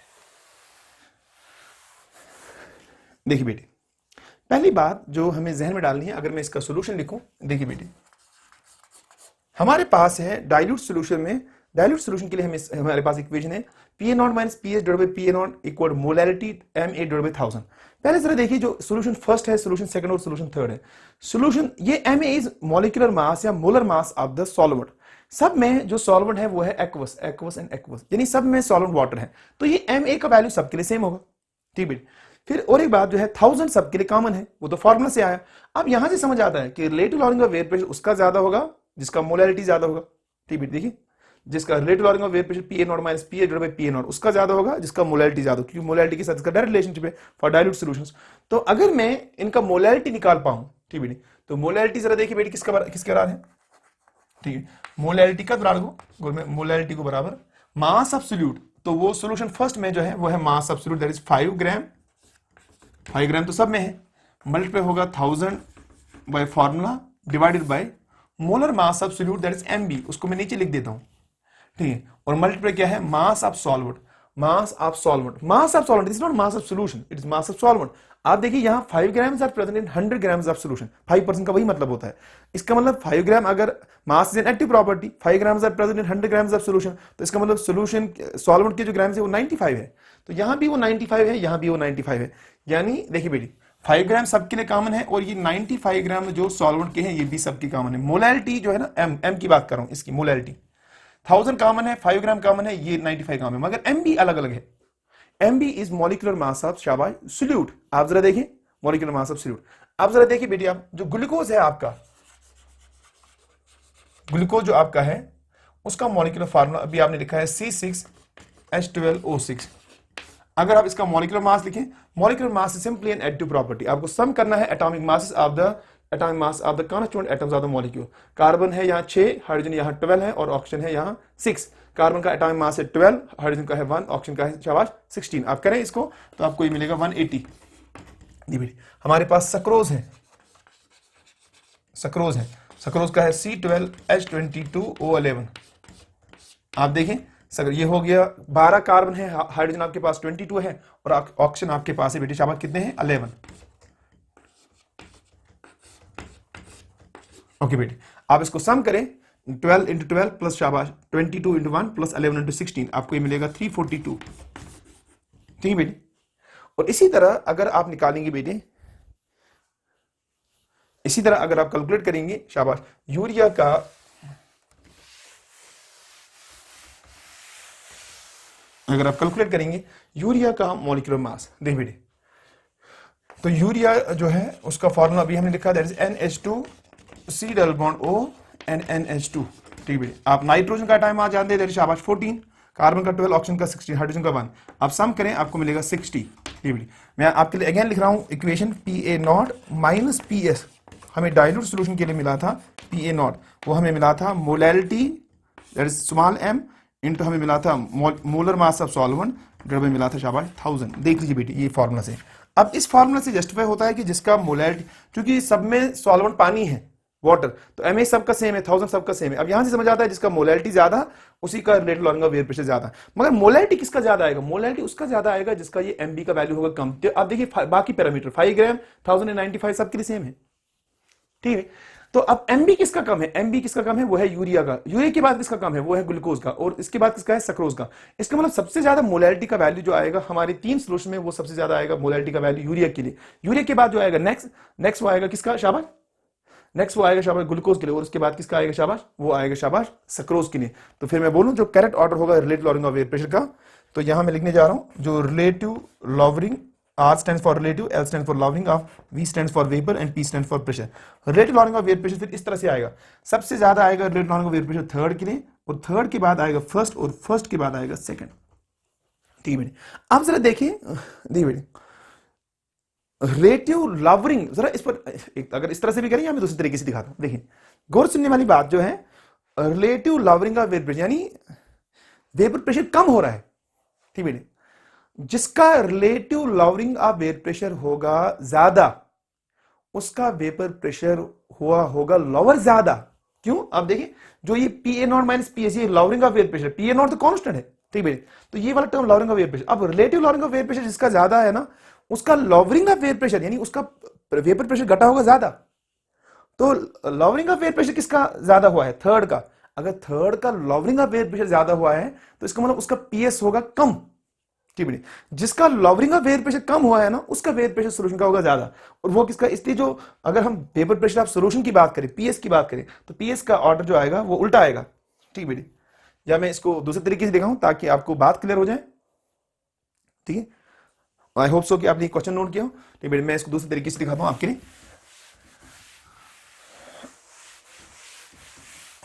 ध्यान देने वाली बात, इसी इक्वेशन को मैं रीअरेंज करूं, तो पीएस मुझे निकालना है ना, पीएस के बारे में बात करूंगा। तो जरा आप देखें, इसको हम लिख सकते हैं ऐसे, ये हुआ 1 माइनस पीएस हुआ पीए नॉट, वो किसके बराबर है? वो है एम मोलैरिटी इंटू है एम ए डिवाइड बाई हुआ शाबाश 1000, ठीक है। तो मैं इस पीएस को यहां ले जा रहा हूं, ठीक है, और इसको यहां ले आ रहा हूं वापस। तो ये हो गया बेटी 1 माइनस ये हुआ M into M A divide by हुआ 1000, और वो आपको मिला, इसको वहां ले जाएंगे, ये हुआ पी एस डिवाइड बाई शाबाश पी ए नॉट, ठीक बेटी। तो यहां से फॉलो होता है,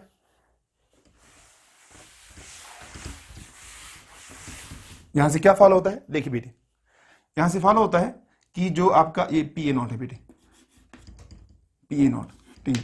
यहां से मुझे पी एस निकालना है, पी एस किसके बराबर है वो जरा देखिए आप बेटी, वो आएगा, ये मल्टीप्लाई करेंगे इसको, तो ये आएगा, इससे मल्टीप्लाई करेंगे, ये बनेगा P A not minus M times शाबाश एम ए, अब पी ए नॉट, इसको भी मल्टीप्लाई, इसको भी मल्टीप्लाई है, p A not divide by हुआ शाबाश 1000, देख लो बेटी, इसके बराबर बनेगा। अब जरा देखने वाली बात क्या है बेटी? देखने वाली बात है जो इस इक्वेशन से फॉलो होगा। देखिए, मुझे पीएस का ऑर्डर लिखना है, यानी वेपर प्रेशर ऑफ सॉल्यूशन का ऑर्डर लिखना है। पीएस का मुझे ऑर्डर लिखना है, वो किस ऑर्डर में आएगा? P A not is vapour pressure of the pure solvent. Solvent सबके लिए कॉमन है, दैट इज वाटर। सॉल्वेंट तो सबके लिए कॉमन है, दैट इज वाटर, ठीक है बेटी, वाटर है सबके लिए कॉमन। पी ए नॉट तो सबके लिए कॉमन है। अब ध्यान देने वाली बात है, देखिए बेटी, जी बेटी, पी ए नॉट सबके लिए कॉमन है, तो ध्यान देने वाली बात क्या है? पी ए नॉट सबके लिए कॉमन है, पी ए नॉट सब तीनों सॉल्यूशन के लिए कॉमन है, 1000 सबके लिए कॉमन है, एम ए सबके लिए कॉमन है। अब यहां से बात समझ आती है कि जिसका ये मोलैरिटी का वैल्यू होगा ज्यादा, उसका पीएस होगा कम। अब मोलैरिटी का वैल्यू किसके लिए ज्यादा होगा? जिसका ये एमबी का वैल्यू होगा कम। एमबी का वैल्यू किसके लिए कम है? वो है यूरिया के लिए, ठीक बेटी। और इसका मतलब चूंकि यूरिया के लिए एमबी का वैल्यू कम है, उसका ये एम का वैल्यू ज्यादा, जिसका ये एम का वैल्यू ज्यादा, उसका पीएस का वैल्यू कम, ठीक है। तो इसका मतलब सबसे कम पीएस होगा किसका? यूरिया का। और उसके बाद नेक्स्ट जो होगा, जिसका नेक्स्ट मॉलिक्यूलर मास होगा शाबाश ग्लूकोज, और ग्लूकोज के बाद कौन सा होगा बेटी? सक्रोज। तो पीएस का जो ऑर्डर आएगा फिर वो आएगा बेटी सॉल्यूशन, शाबाश सॉल्यूशन कौन सा था? यूरिया का सॉल्यूशन कौन सा था बेटी? यूरिया का सॉल्यूशन था थर्ड, तो वो आएगा शाबाश सबसे ज्यादा किसका आएगा फिर? ठीक, सबसे कम किसका आएगा? सबसे कम उसका आएगा जिसका ये एम का वैल्यू होगा ज्यादा। एम का वैल्यू ज्यादा किसके लिए? वो है यूरिया। यूरिया के बाद किसका है शाबाश? इसका, और इसके बाद इसका। तो सबसे कम किसका आएगा एम का वैल्यू? सबसे कम आएगा एम का वैल्यू सक्रोज के लिए, जिसके लिए एम का वैल्यू सबसे कम, उसी का पीएस होगा शाबाश ज्यादा। तो फिर मैं बोलूंगा सबसे ज्यादा जो वैल्यू आएगा वो आएगा शाबाश सेकंड के लिए, और सेकंड के बाद जो आएगा वो आएगा बेटे फर्स्ट के लिए, और फर्स्ट के बाद जो आएगा वो आएगा थर्ड के लिए। देखो यहां से एक बात समझ आई, क्या बात समझ आई? जिसका relative lowering of vapour pressure ज्यादा, relative lowering of vapour pressure किसका ज्यादा था? यूरिया का, उसी का PS vapour pressure of solution कम होगा, और वो जस्टिफाइड भी है। Why justified? इसलिए है क्योंकि आप बेसिकली बोल रहे हैं वो relative lowering of vapour pressure, जिसका लॉवरिंग ऑफ वेपर प्रेशर ज्यादा होगा उसी का vapour pressure of the solution कम होगा। तो लॉवरिंग ऑफ वेपर प्रेशर किसके लिए ज्यादा? यूरिया के लिए, इसलिए इसका वेपर प्रेशर सबसे कम होना चाहिए लास्ट में, ठीक है। तो this will be the correct order, ठीक है। और एक बात जो मैंने कंक्लूड की थी, अगर आपको याद हो, ठीक है, मैंने आपको एक बहुत इंपॉर्टेंट बात बताई थी। मैंने बोला था कि जो कॉलीगेटिव प्रॉपर्टीज है उनका जो वैल्यू है, कॉलीगेटिव प्रॉपर्टीज का जो वैल्यू है वो डिपेंड नहीं करता upon the chemical identity of the शाबाश सॉल्यूट। मगर मैंने साथ में एक बात लिखाई थी, मैंने बोला था कि कॉलीगेटिव प्रॉपर्टीज का वैल्यू डिपेंड करता है नेचर ऑफ द सॉल्वेंट पर। वो जरा आप देखिए बेटी, वो जरा गौर से देखिए बेटी। तो मैं अगेन आपके लिए ये बात करने जा रहा हूं, ठीक है। लेट्स से मैं कहूं मेरे पास सोल्यूशन है, मेरे पास है 0.01 मोलल एक्वस ग्लूकोज सोल्यूशन। देखो मोलैलिटी का वैल्यू मैंने दिया है आपको, that is 0.01 molar aqueous glucose solution. इसको मैं बोलूं लेट अस से फर्स्ट, और मेरे पास है बेटे 0.01 molar,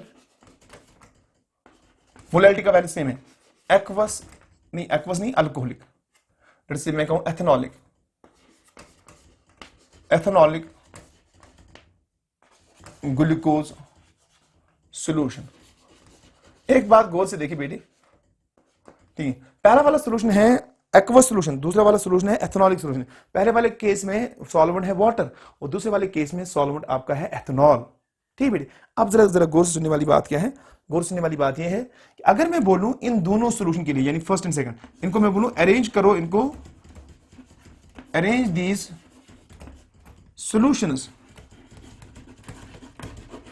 in the decreasing order of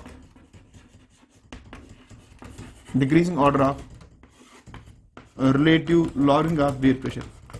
okay बेटे, तो इसका आंसर क्या बनेगा? देखिए बेटे, इसका आंसर अगेन इसी फॉर्मूला से आएगा। ठीक है, तो मैं लिखने जा रहा हूं, वो है PA0 minus PS divide by PA0, जो कि relative lowering of blood pressure है। ठीक बेटे, वो किसके बराबर है हमारा? वो है मोलैलिटी मल्टीप्लाई है बेटे 1000 डिवाइडेड बाय है, ठीक, सॉरी, मोलैलिटी मल्टीप्लाइड है molar mass of solvent divide by है बेटे शाबाश 1000।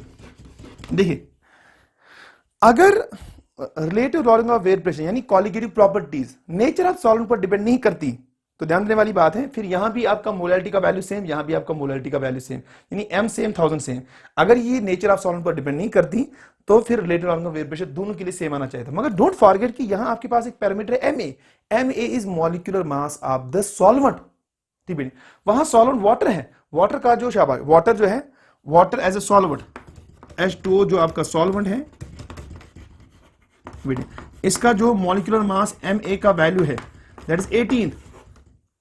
लेकिन जब आपके पास एथेनॉल है, जिसका मॉलिक्यूलर फार्मूला है बेटी, वो है शाबाश बताएं, वो है CH2OH। ओके, जरा वो वैल्यू कितना है ये बेटी, ये कार्बन और कार्बन का हुआ, कार्बन है 2 तो 12, ये हुआ 12 + 12 24। आपके पास हाइड्रोजन है 3 और 2 और 1 होगी, आपके पास 6, तो ये हो गया 24 + 6 हो गया आपका शाबाश, 24 + 6 हो गया 30 और 30 + 8 16, ठीक, इसका 46 आपका है 46। आप जरा गौर से देखिए 46, देखिए बेटी, PA0 minus PS divide by PA0, ये वाला टर्म तो सेम है, ये तो हमें निकालना है। M दिया है, M का वैल्यू सेम है, 1000 का वैल्यू सेम है, मगर MA का वैल्यू जिसका ज्यादा है वो किसका है? एथेनॉल का। तो इसलिए मैं कहूंगा जो relative lowering of vapour pressure है वो एथेनॉलिक सोल्यूशन का ज्यादा आएगा देन शाबाश एक्वस सोल्यूशन। ठीक है,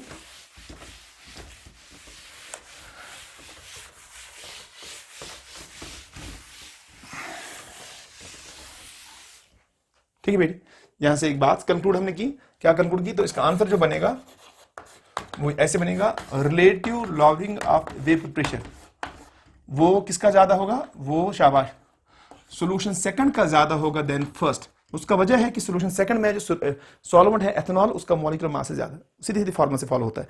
तो वो कंक्लूड करना था मुझे कि colligative properties do not depend upon the chemical identity of the solute, but colligative properties do depend upon the nature of the solvent. ठीक है बेटी, तो इसको ध्यान में डालें, colligative properties are basically the properties of the solvent.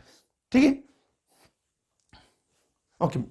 और एक बात जो यहां मैंने जो बीच में एक टर्म यूज किया, डाइल्यूट सॉल्यूशंस। देखिए बेटी, कभी कभी क्या हम करते हैं, देखिए बेटी, कभी कभी हम ये डिफरेंशिएट ही नहीं कर पाते न्यूमेरिकल में कि ये डाइल्यूट सॉल्यूशन है या नहीं है।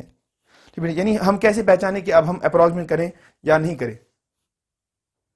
ठीक बेटी, तो फिर मुश्किल में पड़ जाते हैं। ठीक है बेटी, कभी कभी हम ये डिफरेंशिएट नहीं कर पाते कि ये डाइल्यूट सॉल्यूशन है या नहीं है न्यूमेरिकल में। तो फॉर दोज केसेस मैं चाहूंगा कि आप डाइल्यूट सॉल्यूशन की फार्मूला को छोड़कर इस फार्मूला पर गौर करें जो मैं यहां नोट कराने जा रहा हूं। देखिए बेटी, आप देखिए, मैं इस फार्मूला में कोई अप्रोक्सीमेट नहीं करूंगा, लेकिन ये यूज नहीं होगा for calculating the related law का वेयर प्रेशर, बल्कि ये पीएस यानी वेयर प्रेशर ऑफ सॉल्यूशन के कैलकुलेशन में आपको काम आएगा। ध्यान देने वाली बात है, मैं आपको याद दिलाऊं जो इक्वेशन फर्स्ट आपने लिखा था, ठीक बेटे, जो इक्वेशन फर्स्ट आपने लिखा था वो आपने ऐसे लिखा था, पीएस जो था वो था काई ए इंटू शाबाश पी ए नॉट। देख लीजिए बेटे, काई ए इंटू शाबाश पी ए नॉट, काई इंटू पी ए नॉट। मैं यहां से ये इक्वेशन मैंने लिखा था, इक्वेशन फर्स्ट हमने इसको कहा था। तो इस इक्वेशन फर्स्ट को मैं अगर इस तरह से रीअरेंज करूं, मैं लिखूं P S divide by P A not,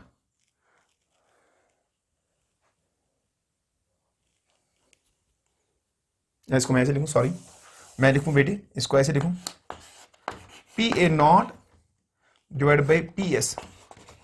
मैं ये पी एस को यहां ले जा रहा हूं और काई को यहां ले आ रहा हूं, तो ये आएगा बेटे 1 डिवाइड बाई काई ए। देख लीजिए 1 डिवाइड बाई काई।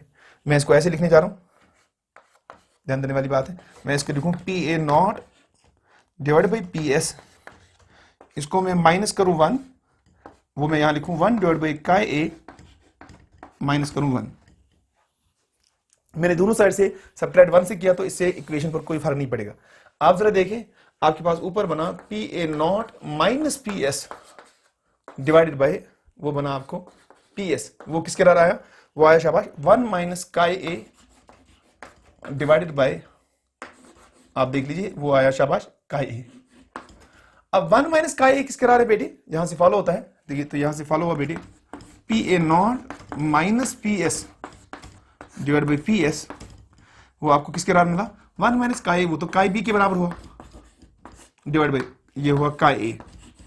ओके बेटे, अब हम जानते हैं कि ये P A not minus P S divide by P S, ये किसके बराबर आया बेटे, काई बी का वैल्यू किसके बराबर, इसको मैं लिखूं ये है number of moles of B divide by total number of moles, that is N A plus N B. Okay, chi A का वैल्यू किसके बराबर, वो है number of moles of A divide by total, that is N A plus N B. N A plus N B तो cancel होगा, ठीक है। आप देखिए हमें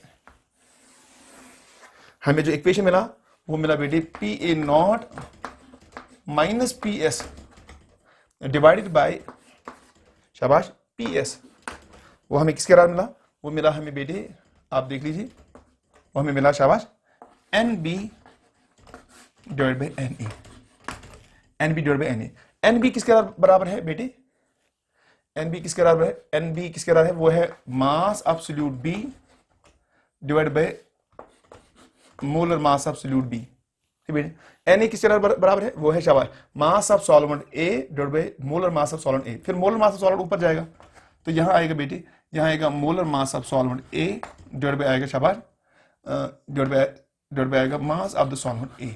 ओके बेटे, आप देखिए इस फॉर्मूला में मैंने कोई अप्रोक्सीमेशन नहीं किया, इसको मैं कहूं इक्वेशन 5 परहैप्स, इक्वेशन 5 में इसको कहूं, ठीक है इक्वेशन 5। इस इक्वेशन में मैंने कोई अप्रोक्सीमेशन नहीं किया, मगर एक बात यहां गौर से सुने बेटी, इसमें जो पैरामीटर है p A not minus P S divide by है, सॉरी ये पी एस है, यहां देखिए ये पी एस है, नहीं बेटी ये रिलेटिव लॉरिंग का वेयर प्रेशर नहीं है, रिलेटिव लॉरिंग का वेयर प्रेशर तो है p A not minus P S divide by P A not, देख बेटी तो ये P A not minus P S divide by P S. मगर इस इक्वेशन को आप यूज कर सकते हैं सीधे फॉर कैलकुलेशन ऑफ शाबाश molecular mass of unknown solute, इसके लिए भी कैलकुलेट कर सकते हैं, और इसको आप सिंपली यूज कर सकते हैं फॉर कैलकुलेटिंग पीएस बहुत सारे केस में, ठीक है बेटी। और इसको इसमें हमने अप्रोक्सीमेट किया भी नहीं, तो ये इक्वेशन सिंपल है, इसमें हमें डिफरेंशिएट नहीं कर पा रहे हैं कि वेदर जो आपका सोल्यूशन है शाबाश डाइल्यूट है या आपका सोल्यूशन लिटिल बिट कंसंट्रेटेड है, ठीक है बेटी। तो उसके लिए आप ये इक्वेशन को यूज कर सकते हैं। इसी को थोड़ा सा मॉडिफाई करेंगे, इस तरह से लिखेंगे, तो यहां देखिए बेटी उस वाले और इस वाली फॉर्मूला में फर्क समझे, तो यहां आएगा बेटे P A not minus P S divide by P S, तो ये रिलेटिव लॉरिंग का वेयर प्रेशर नहीं है, इसको जरा देखिए गौर से बेटे। तो मैं इसको ऐसे लिख सकता हूं, ये हुआ बेटे डब्ल्यू बी, ओके मैं इसको मल्टीप्लाई करूं 1000, देख लीजिए आप 1000 डिवाइड बाय मैं लिखूं ये molar mass of solute that is M B multiply मैंने किया शाबाश डब्ल्यू ए, देख लीजिए बेटी, और मल्टीप्लाई मैंने किया ऊपर ये है मोलर मास ऑफ सॉल्वेंट, यहां देखिए यहां मैं लिख रहा हूं अगेन 1000, 1000 और 1000 तो कैंसिल होगा, ठीक है। मगर यहाँ देखिए given mass of solute into 1000 divided by molar mass of solute into mass of solvent in grams, ये मोलैलिटी है, ठीक है। तो हम यहाँ से इक्वेशन लिख सकते हैं PA0 minus PS divide by PS। इसमें मैंने कोई अप्रोक्सीमेट नहीं किया, तो ये किसके रहा है बेटे, ये देखिए बेटे, ये आया मोलैलिटी, मोलैलिटी इनटू क्या आया, इनटू आया शाबाश MA डिवाइड बाई 1000। ये उसी तरह की इक्वेशन है जो मैंने इससे पहले जनरेट की थी, मगर जो मैंने इससे पहले जनरेट की थी इक्वेशन वो वैलिड है ओनली फॉर डाइल्यूट सॉल्यूशन जिसमें मैंने अप्रोक्सीमेट किया।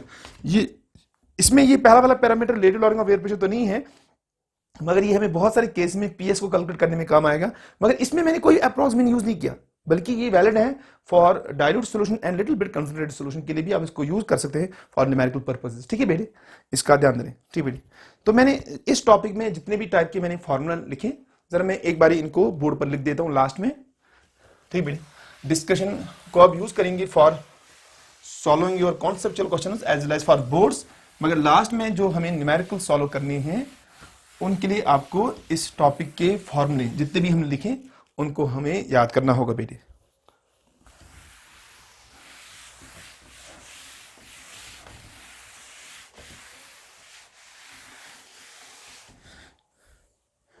तो जरा हम इस टॉपिक को कंक्लूड करते हैं।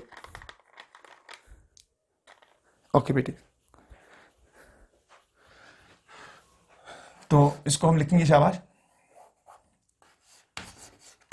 रिमेंबर, यानी जो हमें न्यूमेरिकल करने इस टॉपिक पर। तो पहली फार्मूला जो हमने लिखी थी वो था PS, हमें मिला था काई A PA0। ओके, दूसरी फार्मूला जो हमें मिली वो हमें मिली शाबाश PA0 minus PS divide by PA0। इसको हमने कहा था relative lowering of air pressure, ये हमें मिला था काई B, mole fraction of B के बराबर। काई B को हम लिख सकते हैं, वो है बेटे number of moles of B divide by शाबाश number of moles of A plus number of moles of B, जिसको बाद में ऐसे भी लिख सकते हैं, ठीक बेटे।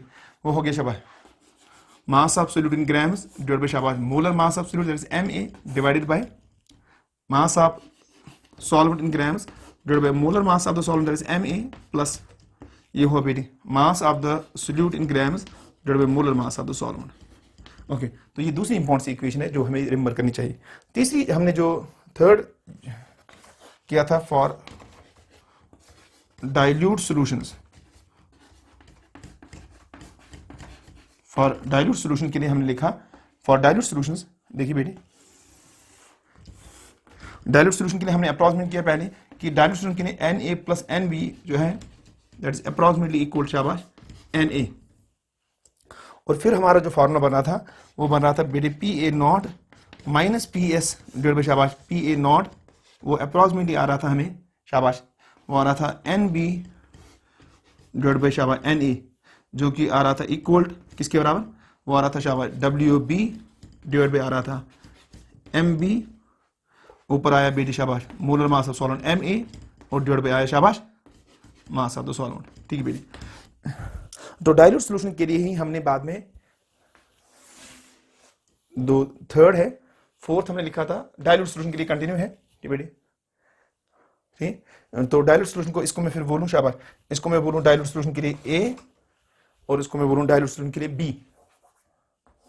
ओके, हमने क्या लिखा था, हमने लिखा था ऐसे लिखा था PA0 minus PS divide by PA0 dilute solution के लिए, वो अप्रोक्सीमेटली आ रहा था बेटे किसके आ रहा था, वो आ रहा था मोलैलिटी स्मॉल m इनटू आ रहा था शाबाश MA molar mass of solvent divide by आ रहा था शाबाश 1000, ठीक बेटे।